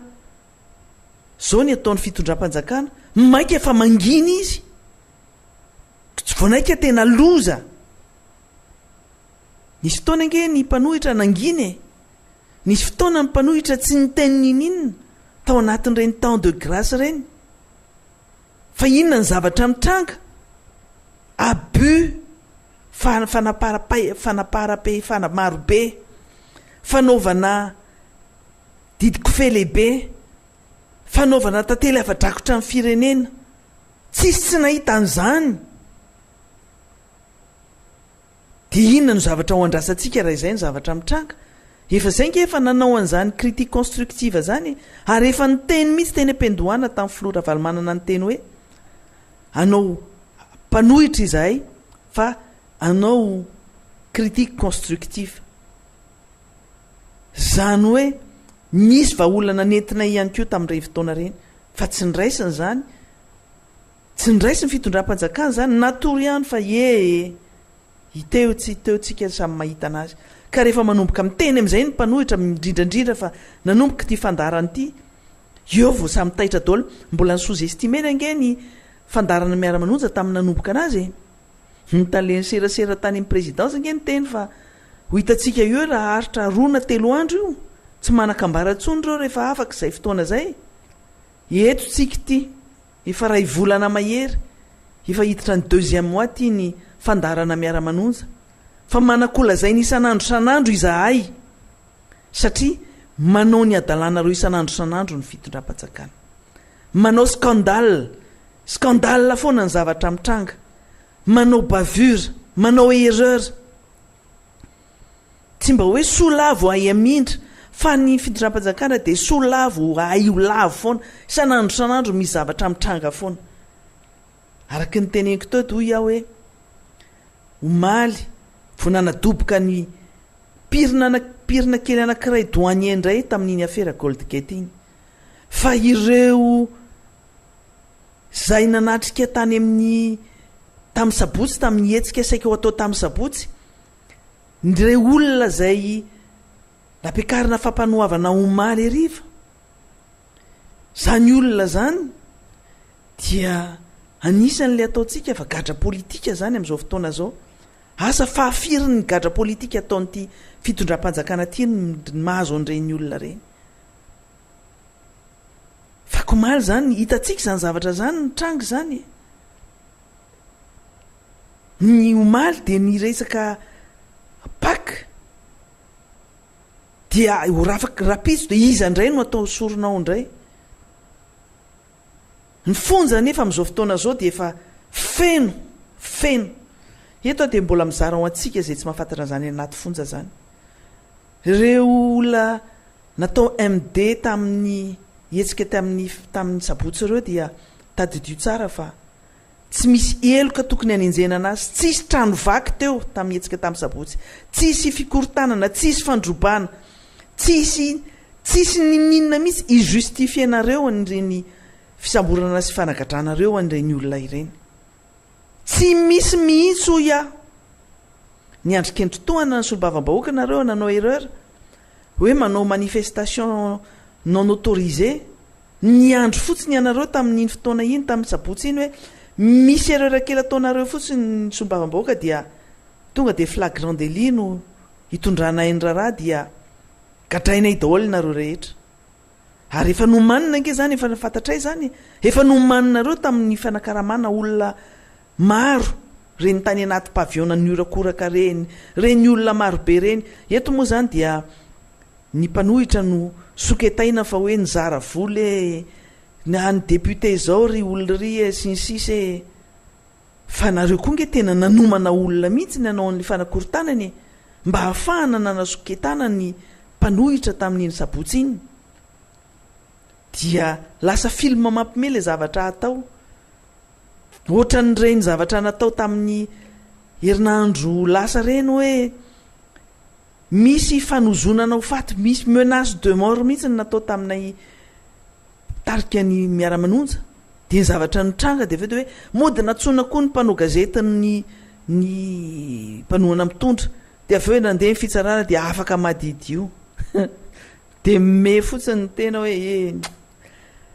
mba marify tototra loatra le sinema ataonareo sy le langy atao fa dia ho hitatsika eo zavatra io fa tsy maintsy miévolue ny situation miévolue ary tsy arakaraky ny eritreretanareo ty zavatra mitranga ty tsy arakaraky ny eritreretanareo ny zavatra mitranga satria zao raha nanao ny hetsika tamin'ny 20 février tamin'ny sabotsy iny ny fandarana Miara-Manonja ny Miara-Manonja rehetra dia ny image hita aloha zany dia image négative androany ho an'ireo olona rehetra zay tonga tany amin'ny fanasana ny fankalazana ny faharaiky amben'nypolo taona ny emperorany Japon. Tao daolo ny communauté internationale, ny ambassadeur, ny olo manakaja rehetra, ny mpitondra fanjakana, tao ihany koa ny mpanohitra ny tarihan'ny filora valomanana. Araky ny tatitra zay azonay sy ny hoan'izay rehetrarehetra nanatrika tany dia hoe nangatsika dia nangatsika ny ina moa zany ny atmosfera tao feto no nale tany fa nangatsika dia nangatsika ny zavatra nitranga tao satria inona malalaizy daholo indrindrandrindra mpitondra fanjakana zay président tao zay nanatrika an'izany malalaizy menatra ao anatrehan'ireo ambassadeur malalaizy ao anatrehan'ireo solotenan'ireo organisme internationaux indrindrandrindra ireo mpikirakirana zany zon'olombelona zany malalaizy amin'ny situation misy amin'izao fotoana zao ary mino afa natsiaro menatra daholo zay olona tao mpitondra fanjakana tao misy ny afiafy nisy tsy nasany resaka fa ny tena nampime dia hoe tsy mifampiarabakory tamin'ny ny sasany taminareo mifampijerijery sy mifampimotomototra fa inona no nitranga nga nareo no nandeha teny amin'ny plasy ny 13 mai nga nareo no nanao n'le hetsika tamin'ny sabotsy no mifampiafahafa no mifampiavinavina mifandongolongy zany ve no toetra entina mitondra n'ity fireneny ity mba menatra fa mamenatr'olona ny zavatra mitranga ohatr'izany malagasy zany a fantatry ny olona zany valeur ny fihavanana zany amin'ny malagasy zany sotoavina malagasy zany fa zay ny zavatra hitandroany aloha zany dia hitan'ireo membre ny andreo communauté internationale reo hitan'ireo membre ny chancellerie rehetrarehetra reo le fihetsika dia vonaika ny confirme hoe ny zavatra natao tamin'ny sabotsy dia tsy mety tsy rariny ary image négative ho an'le firenena hitan'ny rehetra tsy malagasy fotsiny fa hitan'ireo vahiny rehetrarehetra reo ny zavatra nitranga tamin'ny sabotsy ny fihetsika nataon'ny mpitandro filaminana ny fihetsika nataon'ny tompona ndraikitry ny mpitandro filaminana ny ministry ny fiarovam-pirenena ministry ny filaminam-bahoaka ary ny saiga zay nidina teny amin'ny terrain mihitsy nametraka amin'ny paikady sy ny baiko sy ny nanaramaso ireo mpitandro filaminana teny amin'ny toerana rehetra manodidina ny Tananarivo sy tao anatin'ny analakely rehetra hitan'ny communauté internationale ankeny zavatra nataontsika reny nataonareo reny manala baraka tsika malagasy raha ny zavatra nataonareo reny ary ny zavatra adininareo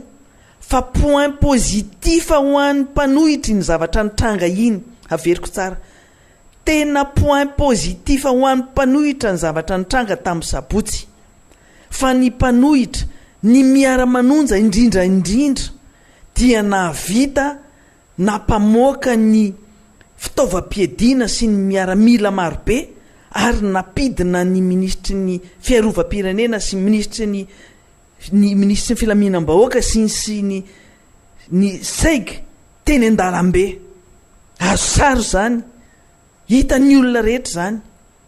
dia ozy izao hoe misaotra n'le namana zay ny teny hoe chapeau ianareo amin'ny miara-manonja fa tsy mbola nisy navita ohatr'izany teto Madagasikara ianareo no navita an'izany teto Madagasikara somary nieritreritra kely ihany tokoa ny tenanay hoe zany tokoa moa zay le zavatra nisy aika izay ny fomba fijerin'ny olona rehetrarehetra zay moa efa tafiditra ao anatin'le inona moa zany ny fomba fiteny an'izay tafiditra tanteraka ao anatin'le raharaha dia tsy nanana recul nijery an'izay fa avefa tena mijery tokoa sy nandinga hoe ay tokoa tena marina zany ny miara-manonja no navita ny miaramila be dia be toy ireny ohatran'ireny tany miady ireny Amanarivo ny mpitandro filaminana navoaka navoaka daholo ny fitaovam-piadiana rehetra na fitaovam-piadiana na basy io na ny fiarakodia sy ny isan-karazany navoaka na rantiranto teo na rentirento teo nefitsika tsy 26 juin nefitsika tsy fetin'ny miaramila fa dia nivoaka ireo fa dia nanao défilé teny amin'ny arabe teny koa ny tompon'andraikitry ny ny mpitandro filaminana ka amin'ny zavatra ohatr'ireny zany dia mijery foantsika zany de hoe ay mizavatra rehetra misy ny lafitsarany daholy ary zay lafitsarany zay nojerevantsika anazy a am'izao tsika miteny zao ny lafitsarany anankiray koa de zao hitany rehetra zany fa ay rehefa tokony tiana avoaka reny mpitandro filaminana sy fitaovana reny de azo avoaka ihany koa tena azo avoaka fa ny zavatra mahavariana de maninona rehefa any am'ireo toerana zay ilanan'izany tsy anaovanareo fitondram-panjakana an'izany ataonareo tsinitsinina ny any amin'ny faritra hafa ary zavatra nitranga nge makarary ny fo sany zavatra nitranga tany a Betroka samy nahita daholo tsika nireny voaka tany amin'ny ainao manjery voaka tany amin'ny tambajotra serasera rehetrarehetra fa nisy olona 7 mianaka nisy zazakely nisy ray olo-dehibe nodorany dahalo velona maty aiza mpitandro filaminana ilainy any Betroka zany fantatrareo fa ny Betroka zany de tany tsy milamina zany ataony dahalo tsy milamina zany lozany mpitandro filaminana manenjika mpanohitra ty andrenivohitra ty Antananarivo nga Betroka tsy Madagasikara nga tsy malagasy ny any Betroka any avelanareo miady rery le solombavam-bahoaka any amin'ny faritra Betroka iny zay le zavatra tiana ho hita mihitsy ary tiana ampahafantarina anareo rehetra zay mihaino an'izao fandarana miara-manonja zao tsy fandraisan'ny fitondram-panjakana andraikitra de zay no zavatra misy aleo ny manenjika ny mpanohitra ty Antananarivo na any amin'ny toerana hafa zay iverina fa mpanohitra anazy vao tamin'ny 19 février teo nge no namono olona tany a Thomas namono mpianatra ny mpitandro filaminany nitifitra tamin'ny baly réel tany a Thomas nefa mpianatra mitaky ny zony tsy voaloha bourse 4 mois tsy voaloha eo moa de mifanibolina eo ny ministère sy ny gouvernement mena tsiny ny recteur ny université any Thomas lazaina fa hoe efa mena anazy daholo ny vola rehetra fa namaly kosa ary teny isoranay reny fasahiny reny recteur amin'ny teneny zany hoe volana bourse ray volana ihany no nalefa ministère ny enseignement supérieur aty aminay fa ahina moa zany le vola ilaina amin'ny fitaovana entina matsinina ny mpianatra no nalefa aty fa tsy le 4 mois ny dadavo ny mpianatra no tonga ny ampelantanany recteur de eto indray zany de izy itendray iza zany mandainga iza ny tena marina ny mpanao tatitry ny gouvernement tary mametsiny miteny zavatra hafa mihitsiny de aleony vahoaka indray no iteny eto iza no mandainga iza no miteny marina eto fa ny zavatra misy de tsy mandainga ny mpianatra miteny fa tsy nahavoray an'izany nitaky an'izany bourse 4 mois zany ny recteur miteny fa tsy misy an'izany 4 mois bourse zany nalefa any aminy fa bourse ray volana ihany nalefa aminy de lazao indray fa mandainga sy manakirotatsaina indray zay eto amin'ity fandarana miara-manonja ity lazao indray fa tsy marina koa voalazanay manao tatitra fotsiny zay fa ny zavatra mitranga hoy aho hoe ny mpitandro filaminana efa teneny zay tsy fahavalonareo ary tsy mametraka anareo fahavalo constant no ataonay eto amin'ity fandarana ity zao ianareo rehetra de samy ho tonga saina daholo ianareo tompona ndraikitra de ho tonga saina amin'izany fa marina ny voalazanay hoe ianareo zany tatoato zay dia tafiditra ao anatin'ny scandale foana ny mpitandro filaminana manaiky ataon'ny mpitondra fanjakana fitaovanareo dia inareo no mizaka ny tseran'ny aina solovaika ny akalanareo amin'izao fotoana zao ka zavatra ratsy be zany raha sanatry mivavaka ny vahoaka no mifandrafy aminareo tsy engany etsika tsy ho tonga amin'izay zavatra zay engany e tsy ho tonga amin'izany mihitsiny fa ny vahoaka tsy mahatsapa fa tsy voaharo izy tsy voaharo ny ainy tsy voaharo ny fananany miprofy ny teneniko iny any Betroka malahelo zay amin'ny namana mianso aty malahelo zay mahita an'ireny sary zavatra mitranga ireny malagasy toa atsika rehetra ny any mila nareo mpitandro filaminana ny any ary ny zavatra mbola mampalahelo ny olona any ary ampitainy aminay de hoe tsy misy na mpitondra fanjakanana iray ary mba niazakazaka nijery ny zava-misy tany nampaherin'ny vahoaka tany ireo mponina tany ireo fianakaviana tany tsy misy geste hatramintsika miteny zao mba fampahirezana an'ireo olona reo mino fa mianao an'izany nareo mpitondra fanjakana dia iazakazaka amin'izay raha pitso anao ny zavatra tokony ho atao kanefa io foana la tenena foana manao 2 poids 2 mesure ianareo nisy zavatra nitranga ohatran'io nke tany faratsio vao tsy ela kory zay e novonoan'ny olona ny olona firimianaka nitorana velona ihany koa tao anatin'ny trano fa satria ny tany faratsio nisy vice président ny assemblée nationale solombavam-bahoaka IRD dia niazakazaka daholo ny rehetra ny condamné nanao n'izao zavatra rehetra rehetra nafahana ikaroka sy nanao communication mafy be mihitsiny nampahalala n'izany zavatra zany ary nisy ny délégation zay nandeha nanotrina sy nampahery ny fianakaviana ary nisy ny fanavotana sy fiarovana an'ireo fianakaviana sisa tavela zany le 2 poids 2 mesure sanatria mivava tsy faninanana ny zavatra ratsy kory fa rehefa mba atao amin'ny anankiray dia ataovy amin'ny faritra anankiray ihany koa fa samy malagasy ireo samy mila nareo daholo ireo olona reo nampitandro filaminana na mpitondra fanjakana fa averina eto de hoe matsiaro fa tsy misy fitondram-panjakana eto ary tsy misy fitondram-tandro filaminana miahan'ireo vahoakareo ary rariny raha ohatra ka mitabataba sy manonja ny olona rehetrarehetra any amin'izay toerana rehetrarehetra misy anazy ihany mbola tafiditra ao anatin'izay ihany koa le hoe ny zavatra natao tamin'ny 20 février zay nataony mpanohitra dia androantsika samy nahita ary samy naheno ny conférence de presse zay nataony rotobe ny mpanohitra ny groupe ny panorama ireo rehetra fikambanana sy olona rehetra manohitra zao fitondrana zao zavatra tsy rary ny ataon'ny fitondram-panjakana zao reny zavatra nitranga nataon'ny fitondram-panjakana tamin'ny fitondrana tamin'ny sabotsy reny nataony mpitandro filaminana tamin'ireny sabotsy reny dia misaotra ny solombavam-bahoaka sy mipitarika ny miara-manonja izy tamin'ny fijoroana zay nataonay fa nanao fanambarana ofisialy ihany koa fa de manomboka izao dia lasa lutte populaire iadina mijadona ny tatitra zay saika ao ataony ny solombavam-bahoaka zay tsy vita tamin'ny sabotsy mimbokhevitra tanteraka amin'ny rotoben'ny mpanohitra sy mimpanorama izay amin'izay lafin'izay ady imbonany ty ary zay no mahatonga nany teny ho iato hoe ny zavatra mitranga amin'izao fotoana zao dia ady amin'ny ratsy ady amin'ny satana satria eran'ny Madagasikara ny zavatra mitranga eraky Madagasikara ny fahoriana misy ary itsika araky ny teneniko maritra zay ao anatin'ny didijadona tanteraka tsika ary anatin'ny pratique terroriste tanteraka tsy maintsy toeriny zany tsy maintsy toeriny zany ka zay rehetra zay matsiaro tena fa tsy manan'olana izy amin'ny fiainana milamina ny fiainana miadana izy mihinana sakafo ara-dalàna izy mihinana pitoloha izy tsy misy fahoriana zany ao an-tranony tsy fahoriana hoe misy maty akory fa zany fahoriana zany tsy manan-kohanina zany fahoriana zany tsy afaka mitsabo ny marariny zany fahoriana zany tsy manan-kelovana zany tsy manana trano zany tsy malofa trano avoroan'ny olona nivelany matory eny andalambe eny amin'ny any amin'ny arabe any ivelany ihany tsy manana mitafylanitra dia mimbokevitra tanteraka ary isoranay ny namana rehetra mpanohitra rehetrarehetra amin'izao fotoana zao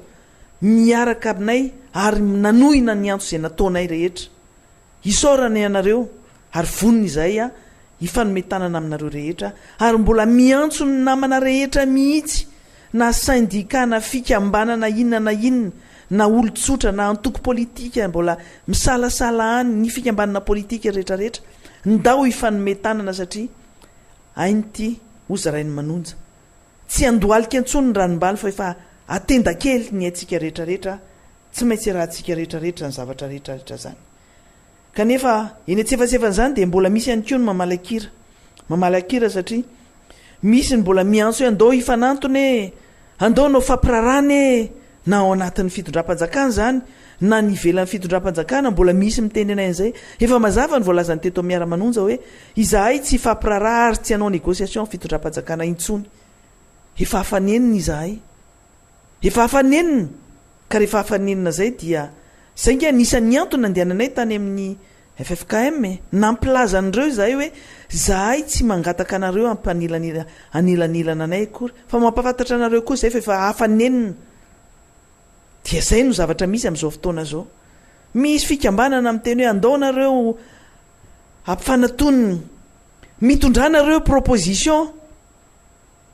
dia oento ny propositionareo concrète sy ny sisa tsy anjarany mpanohitra no mitady solution ary mame proposition concrète amin'ny fitondram-panjakana rehefa tsy mahay mitondra izy tsy mahita solution dia aleo miala mametra daholo démission. Tsika nge lazainareo fa tena tany démocratique ary rehefa tany démocratique dia manala manao démission rehefa tsy mahomby na izy na chef de service izy na directeur izy na TG izy na ministre izy na filoham-pirenena izy na prime ministre izy nizan'izy rehefa mahatsiaro tena fa tsy mahomby manana honnêteté intellectuelle midémissionna rehefa tsy mahavita aza miandry esoron'ny olona. Aleo mivoaka amin'ny varavarana lehibe toy izay mivoaka amin'ny varavarana kely. Mbola fotoana ianao anatin'izay fa oza hoe mbola misy malakira ao anatin'ilay mpitondra fanjakana zay efa niteny hoe efa nataonareo daholo ny antsojay rehetrarehetra ary taminay tsy rairay avy tsy nahazo an'izany ny fandotona ny fanaratsiana ninina rehetrarehetra hatramin'ny fikitihana amin'ny fianakaviana sy ny zanakara fa dia mbola misy miantsy ihany koa any naninany mbola misy be vava ihany koa amin'izao zavatra efa mamay be ohatra izao efa manao bavure ianareo vo avy mamono olona 19 manao an'ireny image négative be reny ny 20 managadra olona managadra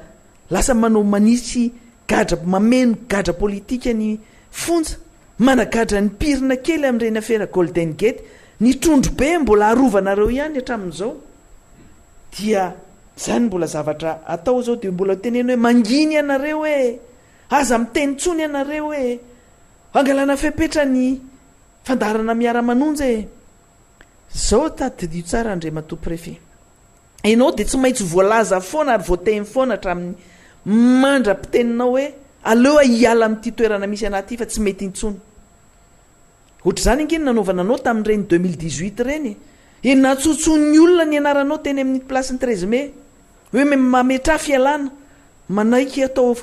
fitaovana politika ataon'ny fitondram-panjakana fitaovana politika dia miverina io zavatra ataonao io zay nge miandry an'ilay zavatra ho ataonao amin'ity fandarana Miara-Manonja ity tandre misotratra ny onja amin'ny olona aleo alan'andriana toy izay alam-bahoaka tandre mikitikitika an'izany radio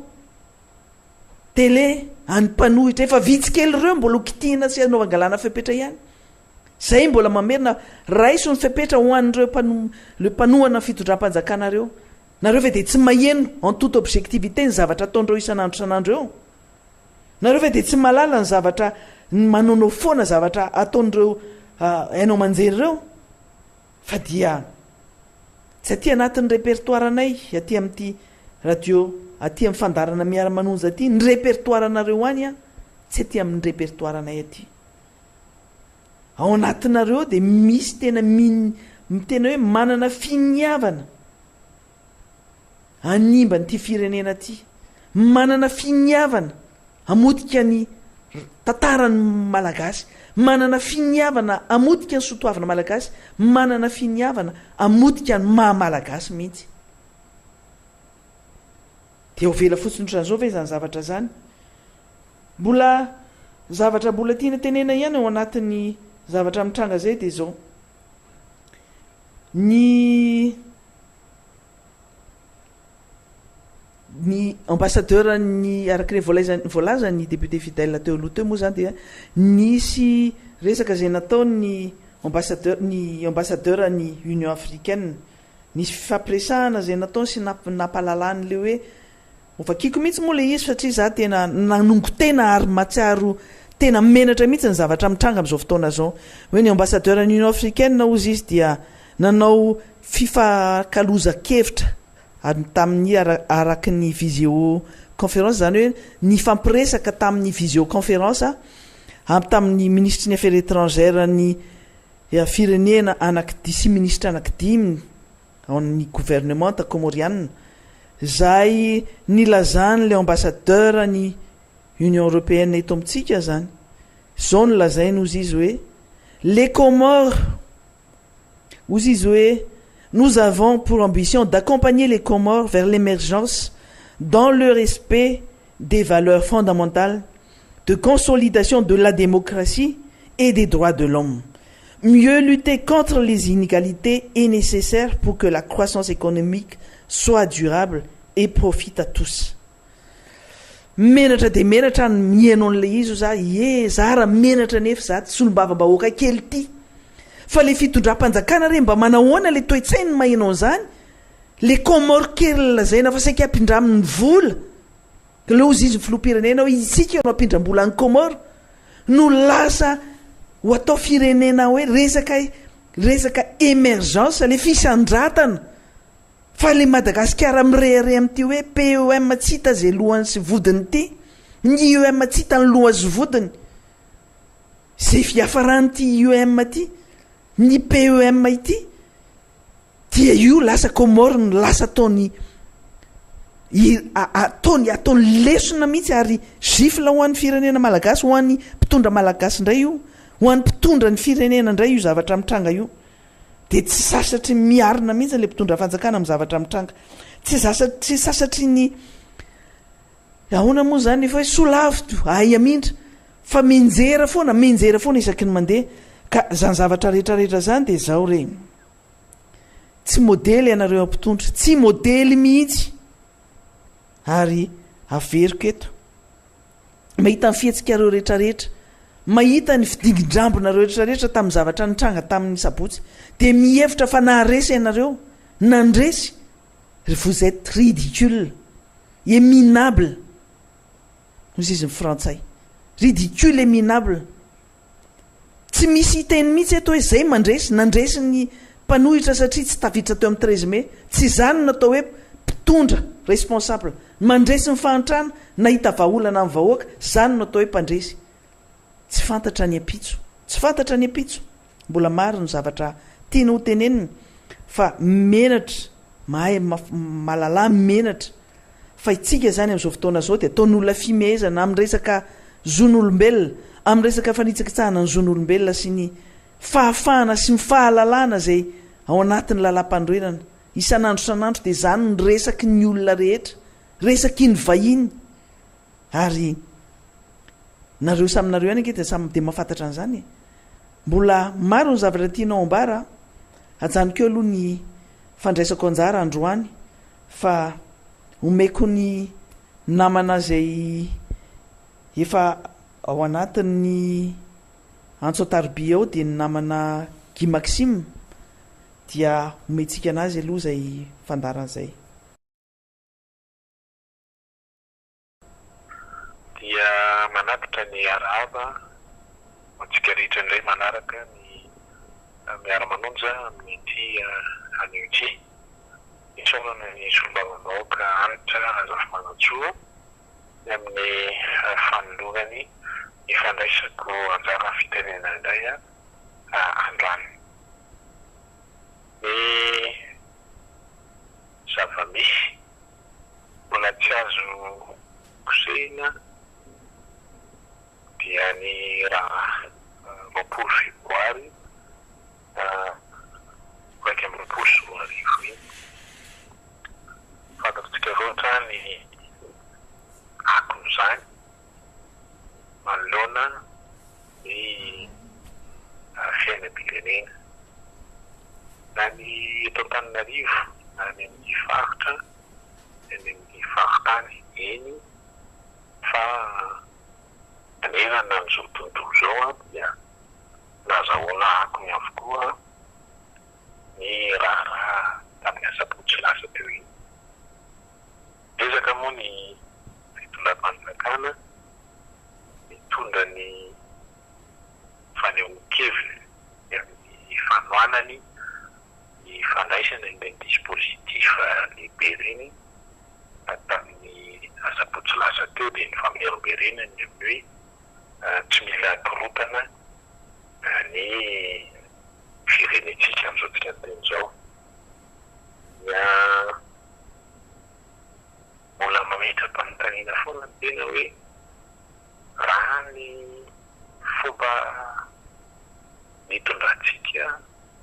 ny etika ho an'ny solombavam-bahoaka anao tatitra dia teny am-piandohana tsy misy mihitsy ny fanolonana ny amin'ny hoe isy korotana na ho fambolena korotana izany etsika natao izany ary anatrandro fa raha ny lalam-panorenana no desaina amin'ny andiny ny fahafolo dia manome zoro lalaka amin'ny fanehoan-kevitra raha ny asan'ny soavaviloka anatin'ny lalam-panorenana sy ny lalàna manan-kevitra dia mazava tsara fa asa izay tsy mainty tanterahana manelanela ny fampitoana amin'ny fivoriana ara-potoana ny fanaovana ny tatitra dia tena mbola fahalalana ny tena maheno ny fanehoan-kevitra ny mpanohana ny fanjakana mba maheno ny lehibe ny faritra analamanga ny androany amin'le hoe démocratie sauvage dia indray alay-panany any hoe amin'ny resaka démocratie zany ny dia zavatra novoleny eo lafy ny fomba fanaovana politika nandritry ny efa-taonjato maro raha ny firenena amerikana no resana tsy misy zany démocratie sauvage ary tondrana fanamariana ho an'ny lehibe ny faritra nalamanga atsara ihany mba ny mandalina mamakafaka tsara milohan'ny fanehoan-kevitra io zany démocratie zany tany am-piandohana dia mametraka ny feon'ny fitsanisy metraka ny fahasamihafana kanefa ny fiainoana ny hafa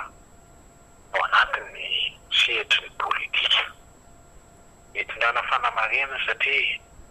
amin'izao vanim-potoana izao dia mamelatra ihany da tokony nanaikitra no anivo ny faritra analamanga ilay azo iverina fa faritra miavaka manerana ny Madagasikara no mitarika azy dia miresaka hoe fisiana démocratie sauvage dia manaovana azatsiny azafady fa tsy misy an'izany raha ny déontologie amin'ny fomba fanaovana politika andriamatoa lehibe ny faritra nalamanga aitsio zany fomba firesaka zany fa lasa mampidina ambany dia ambany ny fomba fanaovana politika eto amin'ny firenentsika betsikakitsika fa zany ny tokony anaikitra dia mariny loatra vio zao no zava-misy iaina ny firenena setrasetra tiako tapiako ilazana ny sika manaraka ny Miara-Manonja hoe lasa rehefa toy izany ny fomba fanaovana politika eto amin'ny tany sy ny firenentsika dia tsy kakitsika raha toka zao ny vokatra momba ny fiainam-pirenena momba ny fiainam-bahoaka faharoa dia akasika iny asabotsiny ihany dia tsara foana ny siny ny fanamarinana hoe hitondrana fomba fanaovana politika vaovao no tanjona amin'ny fanehoan-kevitra ankalalana ny tariny Miara-Manonja miaraka ireo solombavam-bahoaka ary izay fomba fanaovana politika izay no azo ambara hoe leitmotiv iombonana rehetra satria izany no tsy ampy eto amin'ity firenentsika ty izany no banga eto amin'ity firenentsika ty ny tsy fahaizana manao politika na dia misy aza ny ataontsika hoe eritreritra amin'ny mpitondra fanjakana da hitondra n'izany fanofany zany dia tsy voafeny mihitsy ary tsy hainy da ny fomba fanaovana politika izany ny fanajana ny hevitry ny fitsanisy tsika ho le voatonina foana hoe 6% dia misy an'ilay teny mahery atao fidelana sakapena mampatsiahany iny ny omaly dia resahana fa fitsanisy dia omena klasy mamenatra nivon'ny fiarahamonina dia zany ny fomba fanaovana politika. Izany ilay tiatsika hitondrana fanitsiny ary ny jorontsika manoloana ity hetsika iarahantsika rehetra ity dia voambara foana ao anatin'izao hetsika iarahantsika izao ary manao taondasa tsy tsarona ary tsapa fa tena azo resahana da hoe manadino ny tantara manadino ny lasa satria raha miresaka sivy arivotsika dia tsara foana ny mampatsiafa fanonganam-panjakana izany nanahirana ny fanehoan-kevitra ny azy hoe ny FMI Banque Mondiale tamin'ny 2020 dia nisitaka tamin'ny Madagasikara. Dia tsara mampatsiafa interpellation ohatran'izao interpellation ataon'ny Banque Mondiale amin'ny fanjakana malagasy soa no nisy tamin'izany vanim-potoana izany fa novoritiny fomba anandriamato rajoelona fonisy be ny tanàna sy ny fanoherana tamin'izany vanim-potoana izany ho rarako avana eritreretina fa tena fitsipahany mpiara-miombonampoka amin'ny Madagasikara tamin'ny fanjakana Marc Ravalomanana novoritiny zany no lalaoviny zany tsara ny mampatsiahy ny tantara izany tsara koa ny mampatsiahy fa novoitina ny rara mahakasika ny Daewoo izay fampanofana 60,000 hektara tamin'ny orinasa anankiray izay fantatsika fa noezahana ny nanambara tamin'izany vanim-potoana izany fa nanetiny ny fanjakana andriamato Marc Ravalomanana ny tany izany no noezahana ny véhicule no resahana. Dia amin'izao fotoana izao nefa raha mandray arazy zany tsika dia hitantsika narabe voay na ny mpamangotra dia ny gropy israeliana amin'izao tsika dia ny fampirarata amin'ity fanjakana ny rajoely ity dia afaka hiteny zay zany tsika fa namidy ny fanjakana rajoelina ny tany any mpamangotra. Ny tiako hiverenony zany amin'ny ireto manao taondasa tsy tsarona ity fanjakana ity sy ny fomba azy dia ny hoe zany raharaha zany no nentina nanonganana ny fanjakana Marc Ravalomanana tamin'ny 2020. Raha olona mieritreritra fa ho tompona ndraikitra tsy mila fanakorontanana tsy mila korotana fa lay teny zareo amin'izao hoe mandrasa ny vanim-potoana ny fifidianana izy ireo tamin'izany vanim-potoana izany nampatevina zany dia tsy zany nataony fa nindroso tamin'ny rara 9 Janoary 2020 izy. Dia mbola ampatevina zareo ihany koa fa hoe Marc Ravalomanana izay filohan'ny republika tamin'izany vanim-potoana izany dia nanome lalana ny miaramila tsy hivoaka andakasery hoe izy mihitsy no nandray fanapahan-kevitra. Dia zahana voizina amin'izao tsika miteny izao hoe ilay hetsika natao tamin'ny asabotsy dia hetsika tokony nataon'andriamato Marc Ravalomanana tamin'ny 2020 mampiatra ny hery sy ny fahefana teo am-pelantanany ary ny folanta tsy izany ny filoha Marc Ravalomanana tamin'izany vanim-potoana izany satria nanana ny renseignement rehetra izy fa sanatrian'izany dia raha mandrika eto Madagasikara tamin'ny 2020 raha tokana andray izany repetrany izy mbola nanana fandefera fa hoe iroso anatin'ny dinika ary ampatsihiviny fa de matoandro rajoelona no niala tao anatin'ny dinika tamin'ny taona 2010 satria nironana de tany amin'ny fanonganam-panjakana izy zany ny tantara ara-patsihivana amin'ny vahoaka malagasy raha ny makasika ny rara 2010 fanonganam-panjakana tamin'izany vanim-potoana zany dia amin'izao tsika miteny zao zany dia ezaka ny fanjakana ilay tarihin'ny filoha joelona fa de rariny sitsiny ny fipetrany raisiny tamin'ny asaboty lasa teo de anaovana azafady fa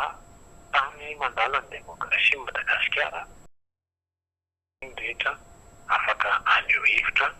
mananjony rehetra afaka hivondrona sy hitondra tan'izany heviny zany mba mankatoavy ny malagasy isa tokatrano isa ambaravarana isa ambatan'olona dia ombeny mbola atitra anterina ny hoe raha somandrak'izay no fenona de feniny fanoezana feniny antoko Madagasikara feniny antoko vondrona ao anatin'ny fanoezana raha toka somandrak'izay zany mieritrretina da ho fenona teny mantsy ny fomba fanjakana ny amin'ny hoe vitsy anisa ianareo ary voakomofo amin'ny vanim-potoana iny izany raha itsorona fa tsy zany zavatra mitranga dimy herinandro monja enina herinandro monja no nanaovantsika mihetsika Miara-Manonja de hitatsika loatra fa maro ny olona nanarady maro ny olona fota amin'ny toromasony maro no ny olona mitsangana fa tsy manaiky intsony ny famefena azy tsy hiteny tsy hitotra manoloana ny olana ara-pitantanana eto amin'ny firenena maro nisa ny olona mifidy ny andriamatora joelona ho ireo mpombazy de ampatsihiviny etona fa raha ny rarato blanc elamika amin'ny fifidianana zany andriamatora marika ravalomana zay no azo tambara raha miresaka ny rarato blanc izy ary io lay mahatonga mamerimberina ny hoe ny tenin'andriamatora joelona tamin'ny vanim-potoana ny fampirizan-kevitra de nametraka mazana ny hoe tsy maintsy lany io condition anankiray io teny anankiray io de tena nametam-panontaniana hoe ay zany firaisana tsokombakomba hatrany am-piandohana ary devitra tao anatin'izany ny fahantsorany ny solombavam-bahoaka tiako Madagasikara miara-dia tamin'ny hetsiky ny telo amby fitopolo solomba-député devitra tao anatin'izany ny fahatsorana nananany antoko tiako Madagasikara fa hoe hetsika anankiray tena hoentina marina anarenana ny firenena hetsika 73 député fa devitra tao anatin'ilay ny pomba andrajoelona de ny fitaka ny laingy ny akamitaka manoloana ny fomba fanaovana politika de rehefa azo ny gouvernement Tatsay Christian de natao avokoa zay fomba rehetra ary nasahiny teny hoe tsy maintsy lany izy de fatao zany ny fimanana momba ny blanc de fantatritsika fefatao ny mahakasika ny fanafarana fitaovam-piadiana mahery vaika fa mbola nandefitra ny filomarika ravalomana na de nandesy ary izy amin'ilay fifidianana ny 2020 sy 2010 tia nampitaina mivahoaka malagasy zany de ny hoe iza no tia toerana sy tia seza manoloana an'izany tantara-pirenena zany zay tsy azo kosehina iza no manao amboletra maka fahefana na amin'ny alalan'ny fifidianana osoka na amin'ny alalan'ny herim-pamoretana no eritreretina sy ny kasaina atao de eto amin'ny firenentsika. Izany ny tantara, ary tantara tsy azo kosehina, tsy azo ialana. Raha toizako ny famelabelana amin'ny akamitaka ara-politika eto amin'ny firenena ity dia tsotra. Ny initiative émergence de Madagascar dia tsy mahalala fa olona anankiray no nivoy azy 2 taona mialoha iny atrentsika ny fifidianana. Tampoka teo nefa dia Andriamatoa Andry Rajoelina Président République ankehitriny no nisalotra an'ilay initiative émergence de Madagascar, izany hoe tsy vokatra avy amina Andriamatoa Rajoelina ity programa atolony man'ny fanjakana malagasy ity, man'ny firenena malagasy sy ny vahoaka tamin'izany vanim-potoana izany. Tsy mahagaga raha toka ny 2 Desambra 2024 dia any voananam-potoana nanolorana ilay programa émergence de Madagascar izay atreto ny tsy tonga volana. Mazava loatra satria tsy anao ny tetikasa, tsy anao ny volavola kevitra namorona anazy, tsy voafehinao zany ny resaka fa dia natao akamitaka avokoa. Izany rehetra izany nandresen-dahatra ny vahoaka malagasy amin'ny fifidianana Président République. Tsy gaga zany tsika amin'izao vanim-potoana ifampiresantsika izao raha toka latsaka akaterena toy izao ny firenena, satria ilay filohan'ny République izay nitantana amin'izao tsika ny teny izao dia hitatsika loatra izany dingana famakafakana ataon'ny Miara-Manonja fa akanitaka fitaka hitantanana ny tany sy ny fanjakana. Izay no mahatonga antsika mihiba tanteraka alay voatsaina fa 4 faingo 2 isan-data ny tany miarikarena tamin'ny vanim-potoana ny alana Andriamatoa dia Rajaonamampianina tamin'ny 2018. Ao anatin'ny 2 taona monja dia mihiba 3,4 moins 3,8% ny tany miarikarena ao anatin'ny 2 taona hitantanan'ilay filoha. Mazava ho azy izany fa kitsapatsapa kiandrakandrana ny hitantanana ny tany sy ny fanjakana. Mazava loatra raha latsaka katerena tanteraka ny firenena. Tsy ho an'ny tombotsoa iombonana no namaika ny fanjakana malagasy tarihina Andriamatoa Rajoelina fa ho an'ny tombotsoa amin'ny teniny sy ny manodidina azy fitiavan-tena na tsotro izao zany. Ary izay no ahafahantsika milaza fa na inona na inona ao anatin'ny 3 taona manaraka dia tsy tafavoaka ao anatin'izao fanontany izao Madagasikara. Resaka moa ny pombaziny amin'ny hoe tsy haresy Andriamatoa Rajoelina mihitsy Andriamatoa Marc Ravalomanana sy faninana amin'ny orinan'izao dia mandrasantsika eo amin'ny tantara ary rahantsika midinika. Ilay ny afatra dia izao hoe ataovy eny ny fifidianana ny be ny faritra fa tsy maharesy ny famerana ny fitondrana misy amin'izao fotoana izao. Ataovy eny ny fifidianana ho an'ny mpanolo-tsaim-paritra fa tsy maharesy ny famerana ny fitondrana misy amin'izao fotoana izao. Inona ilay eritreretinareo fa miainga ny fanarenana amin'ny Madagasikara dia ny fanakonana ny masonahoaka amin'izay zavatra hita maso fa ny fahantrana eo anatin'ny filanina. Tsy misy laram-pamena, tsisy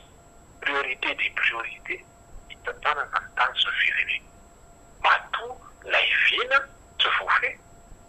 ny programa hatramin'izao tsy mety tonga eo ambony latabatra fampidinihana tamin'ny 19 janvier no tokony ho atolotry ny conseil des ministres kanefa hitatsika farazana. Raha ivolana teo aoriana ny mbola tsy totosa ny fametrahana an'izany eo ambony latabatra ny fampidinihana ao anaty crise tanteraka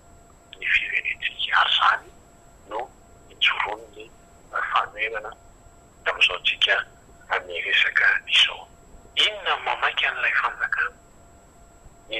an'ilay fanjakana anatin'ny teti-bola-panjakana natolony dia ny fampakarana 100 isan'ato ny teti-bolan'ny ministeran'ny fanatanjahantena. Dia samy mila metra-panontany tsika malagasy. Tsy hoe tsy ilaina akory ny kianja, tsy hoe tsy ilaina ny fanatanjahantena ho an'ny tanora, fa raha izao fantrana lalina misy izao. Raha mbola manafatra vary Madagasikara izay tenen'ny filohan'ny repoblika efa ao anatin'ny botaona dia tsy manafatra intsontsika fa manondrana. Dia izao tsika mbola manafatra 7 000, mbola manafatra 17 000, mbola manafatra 400 000 taona amin'izao tsika miteny izao. Hitatsika fa zany ny fitontanana eto amin'ny firenentsika. Ny namaranako azy androany amin'ny famakafaka an'izay dia tsotra ihany ny tiana ampitaina amin'ny vahoaka malagasy ary indrindra afatra omena ny fitondrana. Maninona moa ny famena? Raha izaho manokana kimaksima resina hatrany am-piadana dia efa nametraka hoe ny principe républicain dia tsotra. Rehefa tsy vita dia mametra elana. Ilay gouvernement tsaikisika sy ny résultat dia napotratsika tao anatin'izay 10 herinandro, 9 herinandro ndesatsika izay ny tsy fahombiazan'ilay gouvernement. Amiko ny principe républicain dia tsotra ny rehefa tsy mavita dia mametra elana. Ary zany dia tokony tonga nininivin'ny filoha. Tsy mahadiso mihitsy ny miteny an'izany aleoko fantatry ny mpanao politika fa zany ny fomba fanao politika tokony hananana rehefa fantatra fa tsy manana fahombiazana ianao. Miteny zavatra anankiray ianao dia tsy vitanao ao anatin'ny vanim-potoana iresanao azy. Dia hitatsika eo moa andrasantsika ny RN13 fa tsy hanao politika intsony ny amatoroatsoelona raha tsy manomboka ny RN13 amin'ny janvier février tsika dia mbola tsy manomboka ny RN13. Dia mpitondra toy izany no mipatana ny firenentsika dia raha miresaka an'izany ny Miara-Manonja dia manao incitation à la haine. Raha miresaka an'izany ny fahitsiana sy ny fahamanina zavatra isika dia atao ny fanenjehana sy ny antsoinjay maro samihafa. Raha midina anao taty dia izy positif militaire tsisy ohatr'izany mapetraka itsy sy aroa izay hitenenantsika hoe jadona zany zavatra resantsika rehetra zany. Mitadavitsika hatreto hatramin'izao tsy mbola miteny akory ny filomarika ravalomana, tsy mbola maneho hevitra ny filomarika ravalomana dia fa problème ny fitondrana misy amin'izao fotoana izao. Izy ara-mangy ny fanoirana miaraka amin'ny antokon'iko Madagasikara no miteny dia fa problème ho an'ny fanjakana malagasy. Dia maika izany fa raha miteny ny filomarika ravalomana manoloana n'izao raharaha izao dia inona no mety hitranga asa fotsiny. Ny tena olana dia ny fandeferan'ny filomarika ravalomana amin'izao raharaha misy andritran'izay taona maromaro izay eto amin'ny firenena. Tsy andriamatomarika ravalomana raha ny analizy ny dimaksima narezeny no matahotra anareo, fa ianareo no matahotra ny filomarika ravalomana. Analiziko izany, analizy vetiko izany, ampieritrretana ny fomba malagasy izany hoe izany zava-misy tana ny tantanana ny firenentsika. Roa taona ny tantanana ilay fanjakana dia hitatsika fa tsy mandeha makany amin'ny zavatra no eritreretana. Izy ihany no miteny fa tsy nisy nampitenina nanery azy ao anatin'ny fotoana ny fampelezan-kevitra, fa izy no miteny fa hanao an'izany, hanao an'zary, hanao an'ity. Fa tsy izay ny zavatra mitranga ao anatin'ny rotaona entam-panany. Ary fantatritsika loatra ny raharaha ny tetezanita. Fantatritsika fa na ny vitany ny ranomasina azy namidy ny pomba marika namidy ny pomba ny androanjelona tamin'izany vanim-potoana izany. 400 millions de dollars ny volan'ny visco, 200 millions de dollars tamin'izany no niditra tao anatin'ny kitapobolam-panjakana, fa 200 millions de dollars dia any am-patatena ny fitondrana nisy tamin'izany.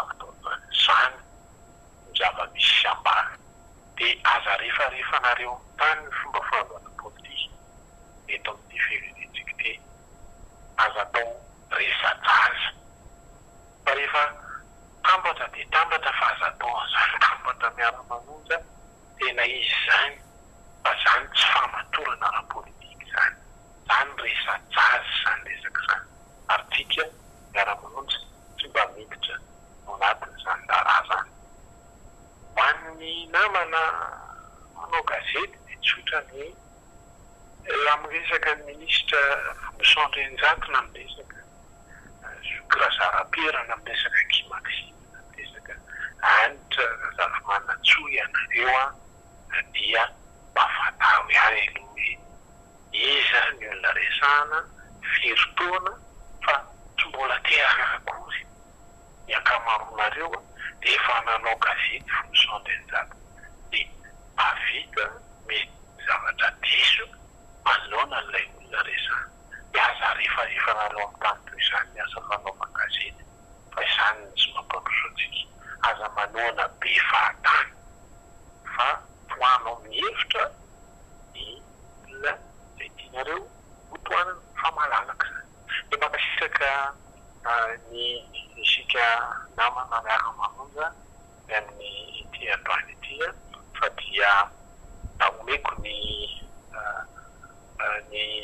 Miara-Manonja MBS ny fanoizana ny lalàna ao aorianako moa dia Erika Randrenaivo izay fantatritsika loatra no manohitray ny anjara fitenenana dia mankasitraka plasy tokoray. Dia mbola faly tafoana amintsika mianakavy indray manaraka tsy tapaka ny fandaharana Miara-Manonja amin'ity Alarobia fa 2020 ny volana Febroary ity.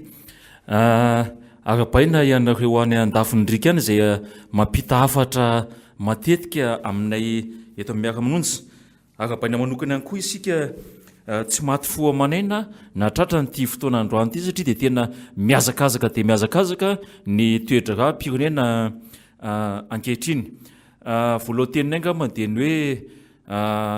mankahirantsika rehetra aloha satria tsy mora raha ny zavatra trehana amin'izao fotoana izao. Tahorany ny sabotsy iny dia hiazakazahana mihitsy ny azo atao hoe raha matahora sy ny hoe fampitandremana maro isan-karazany izay fihetsika mahagaga any satria raha ny tantara nisy ny voaingany andrina dia tamin'ny hetsiky ny solombavim-boaka 17 teo amin'ny parvis Analakely. Fantatritsika tsara fa mbola ny préfet de police amin'izao fotoana izao no préfet tamin'izany fotoana izany ary namela malalaka mihitsy ny hoe ahafahan'ireo solombavim-bahoaka manao ny tatitra no nyresahana tamin'ny sabotsy iny izay tsy nieritriretina mihitsy hoe efara amin'ireny mobilisation andeha tafika mahery vaika. Raha ny zavatra niseho teny dia tena hoe tena ohatrany hoe misy fahavalo-pirenena ohatrany misy tafika avy any firenekafa ka anafika eto amin'ny tandrazantsika. Ny nampalely koa tao anatin'izay dia ireny hoe olona nieritreritra ny hiaino an'izay tatitra ataon'ny solombavim-bahoaka izay ninona hoe azo eritreretina hoe fieritreretan'ny fitondrana azy ninona izay azony andikany azy tamin'iny sabotsy iny dia nilazaina mazava teto angefa ny hoe tatitra no atao nazava be mihitsy ny fomba nilazana azy teto ary ny tenenina mafy mihitsy ny hoe tsy mbola isy teny aminareo zavatra hafa aloha fa ilay tatitra saika ho atao embojatovo izay tsy nanomezana lalana dia nadika mitovy mihitsy tamin'ny nataon'ireo solombavim-bahoaka 17 tamin'ny fotoan'androny. Tadiditsika tsara tamin'izany fotoana izany fa nahery fihetsika mihitsy aza ny tany amin'ny lafiny fanomerina ny amin'ny fitondrana vatapaty ny amin'ny fiantsiana maro isan-karazany tsy tatitra tsy nijana tamin'ny tatitra natao tamin'izany fa fitakiana maro loko fitakiana maro samihafa kanefa dia antsika tamin'ireny fa dia nalalaka mihitsy ary na ny fifamezivezena azy niala teo amin'ny 13 mai ny solombavim-bahoaka 17 nitety ministera nakao amin'ny HCC afaka nitondra megafona niteny tamin'ny zavatra nytiany nitenenina. Izany hoe no porofony fitondrana tamin'izany fotoana izany ny fahalalana naneo hevitra tsy nisy nosamborina na iray azy tamin'ireny solombavim-bahoaka 17 ireny. Raha pitsehivitsika tsara koa ny tamin'ny 7 na nanaovana ny tolona tamin'izany dia hitantsika tsara fa mitovy tsy izy valaka amin'izao mihitsy nke ny natakinareo tamin'izany ny fanakatonana radio viva fa izao amin'izao fotoan'izao hitanareo ke zany izy fa tsy mety hitanareo fa tena manohitohana ny azo atao hoe ny fitantananareo dia ezahanareo ampiorona ny mpanentana ato anatin'ny miara-manonja ny hoe andraisana fepetra le fepetra aloha tsy mazava tsara tretiny hoe hosamborona ve zany le mpanentana radio miara-manonja isa ilay radio miara-manonja no akatona sy tsy hahafahan'ny olom-pirenena izay tokony hisitraka n'izany fienona ny vaovao fienona ny fampitakavatra ny mampalelo anatiny dia ty ampitavatra mivantana amin'le olona ny solombavam-bahoaka izany hoe mivantana zany mato aseho ankary ary le fampitakavatra mivantana tsy misy zavatra tokony antahoranao na iray azy satria raha ohatra ka mivoana amin'izay ny tenenina izay ny hoe ampitahafatra na hanao tatitra izay voafaritra ny lalam-panorenana zoan'ny tompony andraikitra mihitsy ke ny mampiatra ny lalàny tamin'ny sabotsy iny dia apita an'izay tanao an'izay tatitra izay ao am-bojatovy ny nangatahany ny magaga mohatra amin'izay tsy nisy eritreritra n'izay anao parka botanika fa tokony antaniny ihany koa mpitantana tanàna Antananarivo hoe voafaritra tao anatin'ny conseil municipal ve zany hoe anaovana parka botanika ny ambojatovo tampotampoka be eny eo izay voahaingana nametrany style ny andriamatompo professeur Zafy Albert Personnam izay lehiben'ny démocratie eto Madagasikara izany hoe fa sady misy an'izay symbolique izay marika makianjan'ny démocratie azy izay ny fitondrana amin'izao ihany koa no nitokana an'io kianjan'ny démocratie ka raha tena malalaka amin'ny faneho-kevitra inona tsy namezan'ny kianjana ambojatovo tamin'izay fotoan'izay fa ny eritreretina moa no hoe rehefa maneho hevitra dia manan-korontana rehefa milaza ny eritreretina ho fahamarinana dia lazaina fa fahavalo-pirenena ary no polokofona tamin'ny sabotsy iny ny mahafahavalo-pirenena ny solombavam-baoaka satria ny fitaovam-piadiana mahery vaika mihitsy no navoaka izany hoe atody miady amin'ny mambato mihitsy ilay hevitra miady amina tafondro resaka miady amina kalaknikov fampitakavatra miady amina bomba mandatsy-dranomaso sy ny maro hafa nampisehoantsika tamin'ireny raha ny tsy fandripahalemana ny fanindra ny dalana tamin'iny dia tena mampitsangam-bolo mihitsy satria fianakaviana iray manontolo no nidorana dalo tao an-tranony izay hitondrana teny fampinonana ho an'ny fianakaviana praitanindrazany ireny ary tena marary ny aina mahita indreny ny hoe ireto misy tafika mirangaranga fitaovam-piadiana matanjaka be fa misy praitanindrazana aminao maty ny asan-dalo any amin'ny toeran-kafany izany ve no eritreretintsika ho mety amin'ity firenena ity izany ve no eritreretintsika hitondra filaminana izany ve no eritreretintsika hoe ampandroso ary izany ve ny atao hoe malagasy ny malagasy zay fatram-pandalana ny sotoavana malagasy zay fatram-pandalana zany fihavanana malagasy zany dia voizinareo fa ny miara-manonja no ao ambadiky ny mpianatra mitako ny zoany dia tsy tahotra tsenatra anatin'ny réseaux sociaux mamesoketa ary manompa mihitsy ny hoe ianareo mahazo tombontsoany nahafatin'ilay mpianatra tantamatavy zany ve dia mba rariny ilay mpianatra mitako ny zoany tsy misy fivoana tao anatin'ny valany akory tao anatin'ny izay faritry ny université zay fa noho ny tsy firarinan'ilay mpianatra dia mbola esitoena azy no azo ny aty aoriana ny magaga dia ny hoe rehefa ny avany amin'ny mpanohana fitondrana manao ny tambatra izay manompa olona mihitsy ary nampitsivona teto fa ny fofony ain'ireo solombavam-bahoaka ninina aloha filaza tamin'izany fotoan'izany ny fofony ainy ary nazava be naverina tato ny feony mbola nanana feo tsy andraisana fepetra ary tsy tenenina akory hoe manohitolana ny filaminam-bahoaka manohitolana ny filaminam-bahoaka ange ny fientsinahady olona ao anatin'ny ainao manjery mifofony ain'olona zany tadio fa misy olona mifidy an'ireo amandrivony amanaliny ka ianao le milaza amono azy io ve tsy ho tezitra aminao koa fa izy olona mifidy an'ireo ninina fidivikevitra tsy mitovy dia mihafara amin'izany ny resaka maninona koa zany tsy andraisana fepetra malalaka mihitsy ny ainao manjery mpanjakana ny ainao manjery ny manohana fitondrana amin'izay tia no tenenina fa tsy voasivona ary tsy voakitika kely akory ny singa ambolony fa ny fahamarinana ezana resana atony miatiny miara-manonja ka asahina maneho an'izany apahabe maso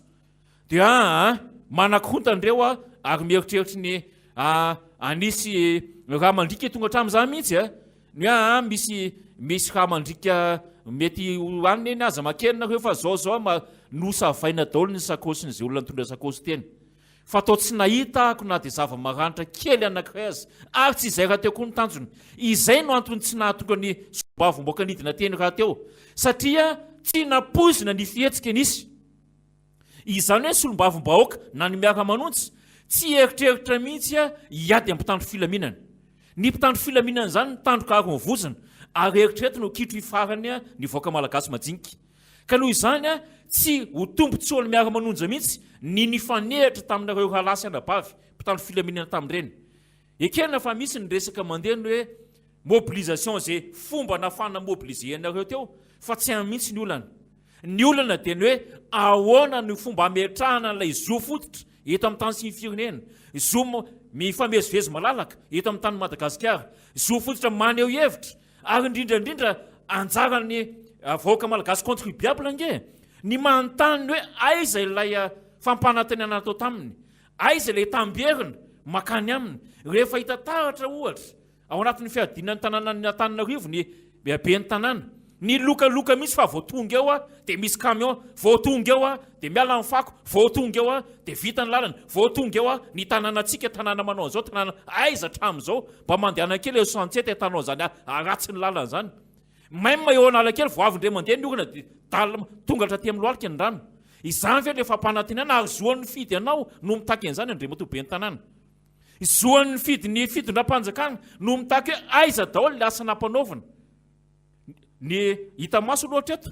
dia ianareo ihany ange no mifamingana. Tension efa mamay be ao tamatafy tsy tahotra tsy andra mbola misy mivoy zavatra hafa ihany an'ilay mpianatra ka vao maika tezitra. Ny amaranako ny fandraisam-pitenenako ngambany dia ny hoe aza manao mizana tsindrin'ile zavatra efa nisy teo aloha ary ny eritreretinareo efa nety tamin'ny fotoan'androny dia ezahanareo mamono azy ankehitriny ary ozy nareo tsy mety io fa fanetry be ny firenena. Taiza hoaiza ilay fahafahanareo na ny hevitra tamin'ny ena manjerinareo tamin'izany fotoana izany. Amin'izao fotoana izao dia ozy nareo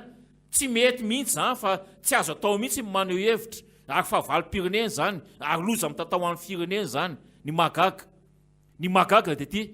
tansainay matetika ny hoe ny fahavalonay voalohany indrindra dia ny fahantrana, ny fijalian'ny vahoaka, ny tsy fandriam-pahalemana, ny zavatra ny tansaina tsy vita. Ianareo minisitra tsy mahavita azy rehetra. Izany no ny tansaina teto. Ka asa hoe iza no manao iny na ary iza no miteny marina ary iza no tena sy miaro an'izany hoe tombontsoa ny vahoaka imbonan'izany. Tsy mbola nisy nandrangitra teto na iray azy ny hoe ianona manao an'izao ka andao torambato tsy mbola teto amin'ny miara-manonja no niteny an'izany fa nytany amin'ny tambatra no efa niteny an'izany hoe jerevitsary delina kely sy maître ianitra fa rehefa hitantsika dia tohana vato reny ny tenanina fa vonoana. Izany ve ny toe-tsaina ao anatin'ny radio manohana fanjakana. Mialatsiny indrindra somary miaenjana moa ny toedra raha ankehitriny ary hita hoe tena mafana satria ny alahelin'ny olona no entina eto mipetraka eo anatiny eo amin'ilay toeran'ilay olona mihitsy ny hoe tsy afaka intsony manaraka n'ilay fandarana, tsy afaka intsony hisitraka n'ilay nandoavany vola isam-bolana dia mijery ny MBS ao anatin'ny canal saty sy ny Star Times ary ny Blue Line. Tsy afaka manao an'izany nefa ny vahoaka malagasy no mandoa an'izany vola zany isam-bolana. Tokony misy fanazavana hoe famaninana ilay izy no tapahana. Fangambola nisy nanompa olona tao, fangambola nisy naninona tao. Fa ny mahagaga moa dia izay na ianao aza moa mifamezivezy be dia be nge ny olona mety hoe tsy tao anatin'ny sainy mihitsy ny hoe hiakatreto ka hamonjy ny tatitry ny solombavombahoaka. Fa mety misy olona tsy salama ta fa voasakana izy. Mety misy olona manana antony dia hafa ohatra hoe raha-pitsarana ka rehefa tsy tonga tamin'ilay lera natongavana izy dia mizaka ny sazy izy. Mety be dia be ny tao anatin'izany fa dia voasakana moa izy izay zany no zavatra iainana. Isaorana ny mbola firaisan-kinantsika, isaorana ny etaetantsika hoe mbola mangetaheta an'izany hoe inona ny zavatra iseho anatin'ilay miara-manonja. Isaorana ny curiosité-ntsika hoe ahoana indray zany no fomba hahenoana ilay miara-manonja. Isaorana daholo ianareo nampita hafatra. Isaorana ny sosikevitra be dia be satria dia tsy tambo isaina ny sosikevitra ny hoe izao indray atao, zao atao, zao atao. Efa ndresana teto moa ny hoe ezahantsika anatin'ny réseaux sociaux ny ifampitakavatra. Manaiky izay satria izao ny hafatra voaeto izao ny hoe ataony tatsaha ahoana ozy izy ilay hafatra no ahita Facebook satria na mampiasa telefona aza tsy hainy. ataony tatsahaona ozy a ny ampiasa youtube satria na izany aza tsy fantany eny mbola taratra ilay tsy fitoviana lanja ao anatin'ny fampandrosoany zany mbola taratra ao anatin'ny tsy fitoviana lanja amin'ny fampitamba avao zany kanefa atahoana zay aloha misy androany a izay zany no eny atsika fa miezaka foana isika ny ijoro amin'ny fahamarinana miezaka foana isika ny osa hitsangana hoe mba ampisy ho avy mamiratra ho antanindrazantsika zay eto moa dia marina ny fitenenana ny tenanay a mankerantsika rehetra amin'ny ireny hoe kivy ny hoe tsy mahazo an'ilay fandarana ary ankasitrana feny foana ihany koa ny fanarana tsy tapaka an'izay raha teo miara-manonja zay a meko ny namako indray a ny fitenenana manantitra ny arahaba ary miraso antsika rehetra noho ny etraketraky ny sasany ary tafahitsoka any amin'ny maizina amintsika am'teny zao ny atsika moa io teny gasy io sarotra be mihitsy io satria dia mivantana rehefa zavatra mahery tahaka an'izany no mitranga tena any amin'ny trano maizina no misy ireo namana mpiara-mitolona zay nikatsaka ny atao hoe fahafahana miteny fahafahana maneho hevitra fahafahana mamotsopotsitra ny tsy mety rehetra eto amin'ny fiainan'ny firenena ary ara-bahininareo noho izany antony zany ary samy miara-batena isika menakavy tratran'izany tsindry azo lena izany manahirana tokoa no miteny manoloana ny atao hoe autorité de la chose jugée zany hoe manoloana ny rafi-pitsarana zany raha olona tahaka ny ty atao anatin'ny miara-manonja ireto no miteny ny zava-mitranga eo anivony zany fitsarana izany manahirana zany satria mihevitra ny hitondra fanjakana matoa manao politika d'alternance mijoro ho mpanao politika ao anatin'ny atao hoe opposition intelligente vahoatra mihitsy ny lela miresaka an'izany nefa moa dia tsy norma intsony ny zavatra atao eto amin'ny fiainan'ny firenena ary tsy misy ny atao hoe conventionnel intsony ny resaka atao eto anivon'ny fiainan'ny firenena ary miala tsiny miala fondro raha ohatra ka miteny manoloana ny zava-tsy mety eto anivon'ny fiainan'ny firenena ny vis-à-vis zany hoe ny olona manoloana anay mpanohitra am'izao fotoana zao dia avy atrany dia manosopotaka mbola teny gasy hafa koa zany manosopotaka avy atrany raha vantany vaon'ny mpanohitra no vatam-pantam-pitenenana manoloana ny fihetsiky ny mpitondra mpangalatra nareo mpandainga nareo nareo dia mpamon'olona izao sy izao araky ny fomba ahafahany manaratsy an'izany ary tsy hoe konokononona eny anjoronjoro-trano zany fa avoaka gazety de misy mihitsy ny miantso ho famonona ny ao anatin'ny antoko-panohatra de zany ny zavatra mitranga afaka madiodio ny ao amin'ny fitondrana ary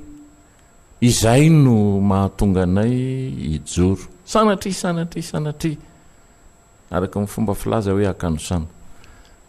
no antony ny mampisitrika anay tahaka izao satria dia tsy azo ifampiresahana intsony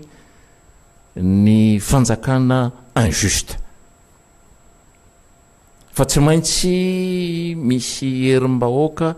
zay ahafahana manohitra an'izany atao hoe fanjakana injuste izany rehefa miteny ianao hoe mampiditra fitaovabe dina mahery vaika ny président markaravaly manana lehibe ny mpanohatra mampiditra mercenaire soa ihany fa noho ny fanenjana ny communauté internationale no mampilefitra ny ministry ny fiarovana ary nanitsy avy atrano hoe tsy misy mercenaire tafiditra eto Madagasikara ary tsy nanafatra fitaovam-piadiana mahery vaika izany ny président markaravaly manana ny fanoerana amin'ny ankapobeny ny président markaravaly manana mantsy mandray roa satria izy no légalement constitutionnel ho an'ny opposition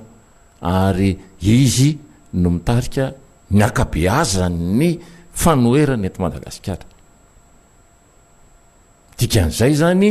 dia rehefa miteny ny président markaravaly manana dia miteny ny antoko-mpanohatra miteny ny fanoerana amin'ny ankapobeny fa rehefa mandeha ny traikefa eo amin'ny fomba fanarahana ny fiarahamonina ara-politika eto Madagasikara dia akory ny agaganao rehefa mahita fa ny ministre ny défense ny secrétaire mpanjakana medidiny ny gendarmerie pirenena ary ny ministre ny polisy no mitarika ny commandement eny an-tsehatra ny ministre tompoka dia manao ny stratégie politique ary mpanao politika ny ministre amin'ny ankapobeny zany dia rôle mitovy any rôle raisin'ny antoko-mpanohatra ny rôle raisin'ireo ministre reo ny égal aminay raha ohatra ka tena apetraka ny convention zany hoe fanjakana conventionnel ary rehefa manao fitandronan'ny filaminana conventionnel saminy anatra an'izany fa tsy maintsy misy fepetra fenitra raisiny zany zavatra zany voalohany aloha ny civil tokony tsy hitana kalaknikov nefa dia misy civil nanao jean nanao adidasy tazana amin'ny sary ary efa nanampitrotraka an'izany zay moa fomba filazanay azy nanampitrotraka an'izany mihitsy ny commentaire nataonay nalefana akany amin'ny communauté internationale mba hahafahana milaza fa efa tena tsy conventionnel ntsony ny fomba fatao amin'ny maintien de l'ordre eto Madagasikara fa maninona faravaratsiny circonscription ny gendarmerie eto Antananarivo renivohitra faravaratsiny mba mijoro teo faravaratsiny ny commandany gendarmerie pirenena raha raisina ho affaire nationale zany zavatra iny dia mba ireniny zany no azo ny fanoerana ekena tsy hoe zay tianareo atao any no atao hoe dia tsy afaka hiteny ny fanoerana satria raha vao miteny an'izany indray zao ndrenjaty io ndrendrenjaty fa mitarika ny olona ikomy amin'ny fiadidinany fiarovana eto Madagasikara azafady ny feny resahandrenjato hoe ny général misotro ronono conventionnellement ao anatin'ny gendarme dans la pratique dia tokony tsy ho ministre intsony zany ny convention ka raha vao miala ao anatin'izany fomba mampanao zany dia manao commentaire ndrenjato dia hoe manonga-mpanjakana ve zany zavatra zany tahaka ny hoe Marine Le Pen zao no miteny hoe tena tsy mety mihitsy ny gestion ny Covid-19 taty Frantsa fa ny président zay zany ny zava-misy dia ny satria mikorotana be hoe tsy misy tsy tonga amin'ny vaccine sy netsetretsetra zay le factuel fa ny commentaire ny rehefa avy ao satria ny tena mpandroba ny ari-pirenena le président frantsay dia ngiadra avy Marine Le Pen amin'izany commentaire zany tompoko ary nyrenjato tsy hoe simple mpanao politika fotsiny fa doublé de politique dia mampalahelo moa ny zavatra misy amin'izany lafin'izany ary anaovana azafady eo amin'ny fomba fanarahana ny raha politika eto amin'ity Madagasikara ity fa mba nisan'ny tranainy eto amin'ity fanaovana politika ity amintsika miteny zao zay no mahatonga ny olona mba miantso ao hoe zokobe ndrenjato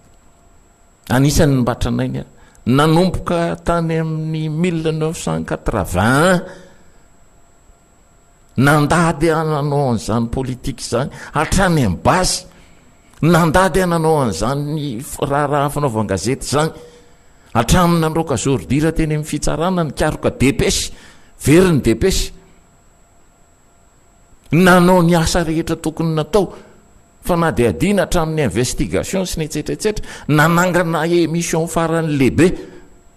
nazahoako an'izany hoe microdor teto Madagasikara voalohany nazo microdor teto Madagasikara ndrenjata dia amin'izao a misy olona samy laza amiko fa eo manonga-panjakana ny propos ataoko dia mialatsiny aho zany eo amin'ny fomba fanaovana an'ity politika sy ny raharahan-gazety tya fa mba anisan'ny tranainy aho amin'izay lafin'izay ary raha ohatra ka ny fanaovana politika no resahana manana ampara be dehibe amin'ity fanaovana politika eto Madagasikara ity satria dia tena ny sedra tahaka ny sedrako tany amin'izany asa fanaovan-gazety zany noho izany dia elako tsiny hampanetretena mihitsy fa tsy manana an'izany velléité na saindratsy zany ndrenjato eo amin'ny fanaovana ndrarahany amin'ny ankapobeny dia apetraka eo ny fanazava-kevitra mba hahafahatsika mahafantatra ny raharaha sambany teto anivon'ny fiainana ara-politika ny firenena ny misy hevitra mampangofotra mpanao politika mpitondra fanjakana sambany satria tsy maintsy misy dona foana affrontement eo amin'ny fitandrona amin'ny filamina conventionnel zay tarihan'ny mpitondra rehetra ny fandimby teto Madagasikara amin'ny fanoerana zay vao misy raharaha miva eto amin'ity fiainan'ny firenena ity izahay no nitarika n'ity raharaha tya nandritry ny rotaony zay nanazava hevitra tao anatin'ny enim-bolan'izay nanamafy ny fanazava-kevitra ary tao anatin'ny rovolana izay dia niteny isan'andro mba ahafahana mitazona lay mémoire du peuple satria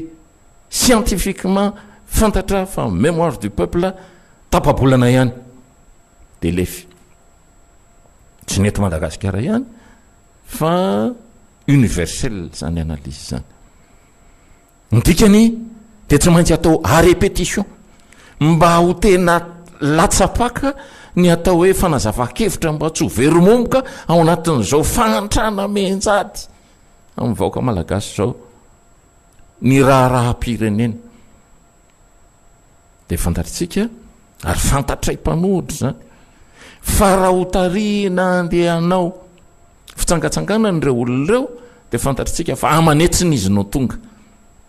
ary fantatray fa mbola miaya ny vahoaka malagasy zay manaraka anay amin'izao fotoana izao ny amin'ny hoe rehefa andeha hidina an-dalambe anao tatitra ny mpanao politika sy ny mbavam-bahoaka ireo ny tena atao hoe mpanao politika patente dia matahotra ny vahoaka miahy ihany ny vahoaka maro ny tonga fa miahy ihany ny vahoaka fa sao dia misy dona fantatray zany ary zay ny nanaovana an'le retention hoe andao tazomina le vahoaka tsy hoentina any amin'ny abattoir ary zay ny natao tamin'ny sabotsy tsy izahay reto efa nitenenina zany intelligente ty fanoherana ity ary tsy izay nitondra ny olona eny amin'ny abattoir zany hoe tsy manana velléité hafa zany ny fanoherana fa ny fanjakana ny mahana satria ny tono manoloana ny zavatra iainana eto amin'ity fiainan'ny firenena ity dia avy hatrany dia nametraka dispositif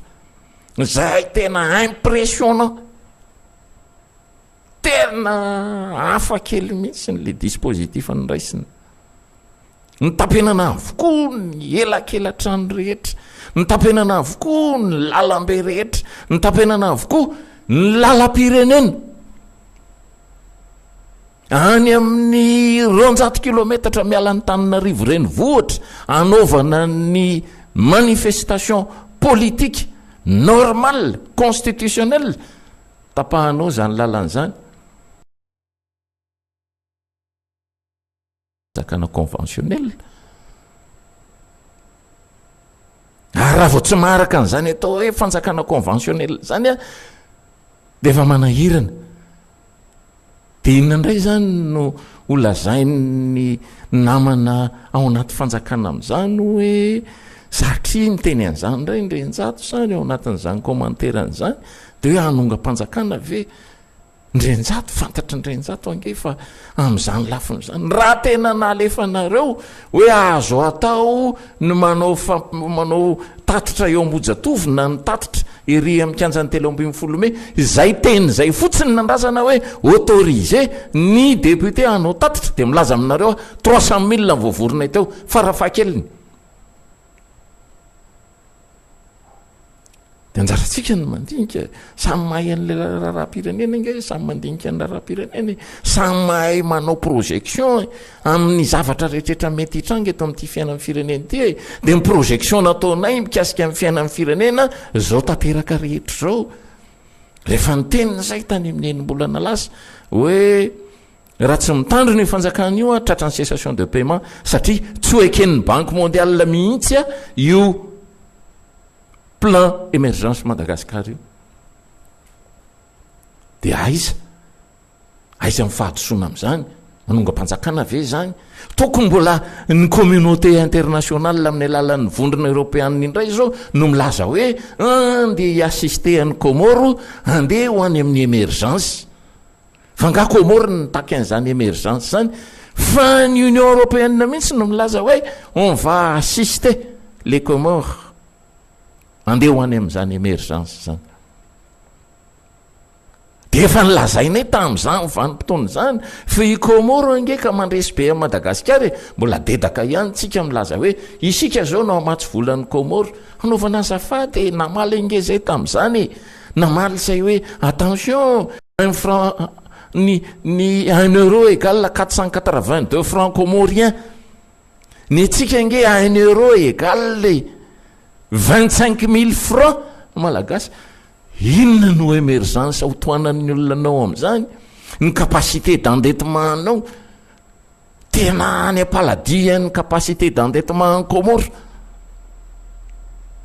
de ahoana ianao no ilaza amin'izao vanim-potoana zao fa ianao no ampindrana ny Comore de manitsy an'izany ve zay de hoe tsy tia amin'ny firenena tsy tia tanyrazana olona tena te hanonga-panjakana sy ny etsetretsetra rehefa miteny zay hoe ny fomba fitantanana ny firenena tsy mitovy amin'ny fitantanana ny la Frantsa ny fitantanana ny Madagasikara ka tsy zay hoe ataon'ny Macron no ataon'ny Rajoelina zavatra sasanangy samihafa zany raha nanomboka ny amena tany Frantsa de avy hatrany de 300 milliards d'euros napetrany teo ambony latabatra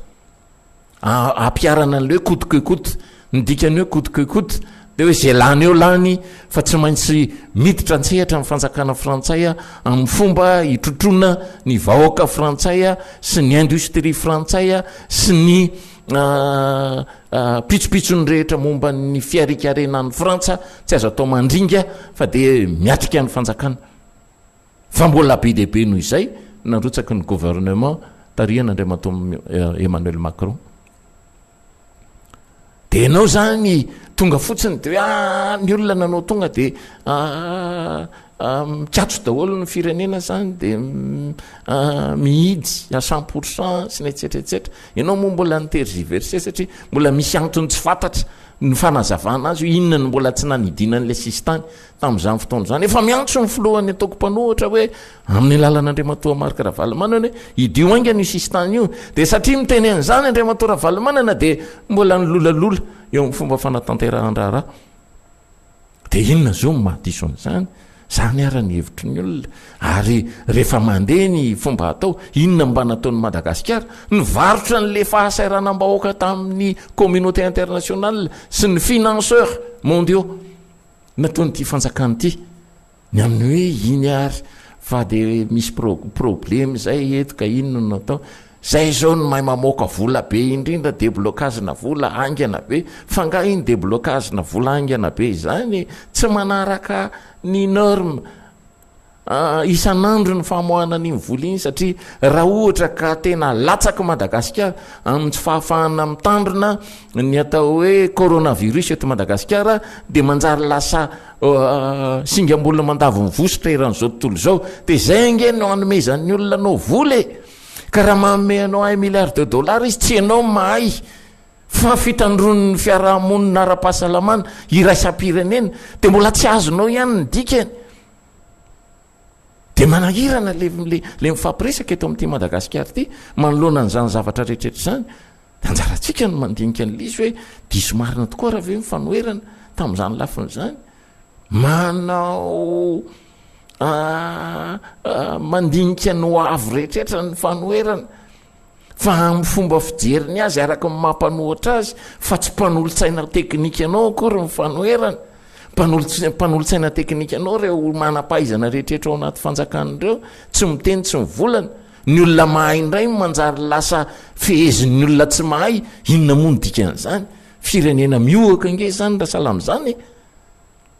dia manahirana no mijeriny raharam-pirenena raha ohatra ka fahatoson'ny fanoherana dolodolony no ambara fa mitranga eto Madagasikara amin'izao fotoana izao azafaty tompoko ny fanoherana tena nanao ny asany ara-dalàna tonga indray kakerinareo mpitondra daholo le fanampiana vany velany dia tsy izay indray no niteny an'izany fa sao niteny an'izany voalohany aloha ny lehibe ny conseil supérieur de l'intégrité no niteny an'izany hoe kekerin'ireo mpitondra fanjakan'ireo ny vola fanampiana izy no niteny an'izany voalohany zay vo eny tsy litsofina avy any amin'ny mpamatsy vola dia ny mpamatsy vola zao tamin'ny letra farany nataony teo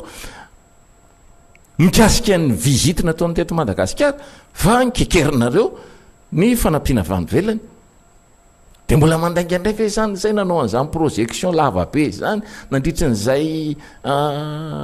heritaona latsaka kely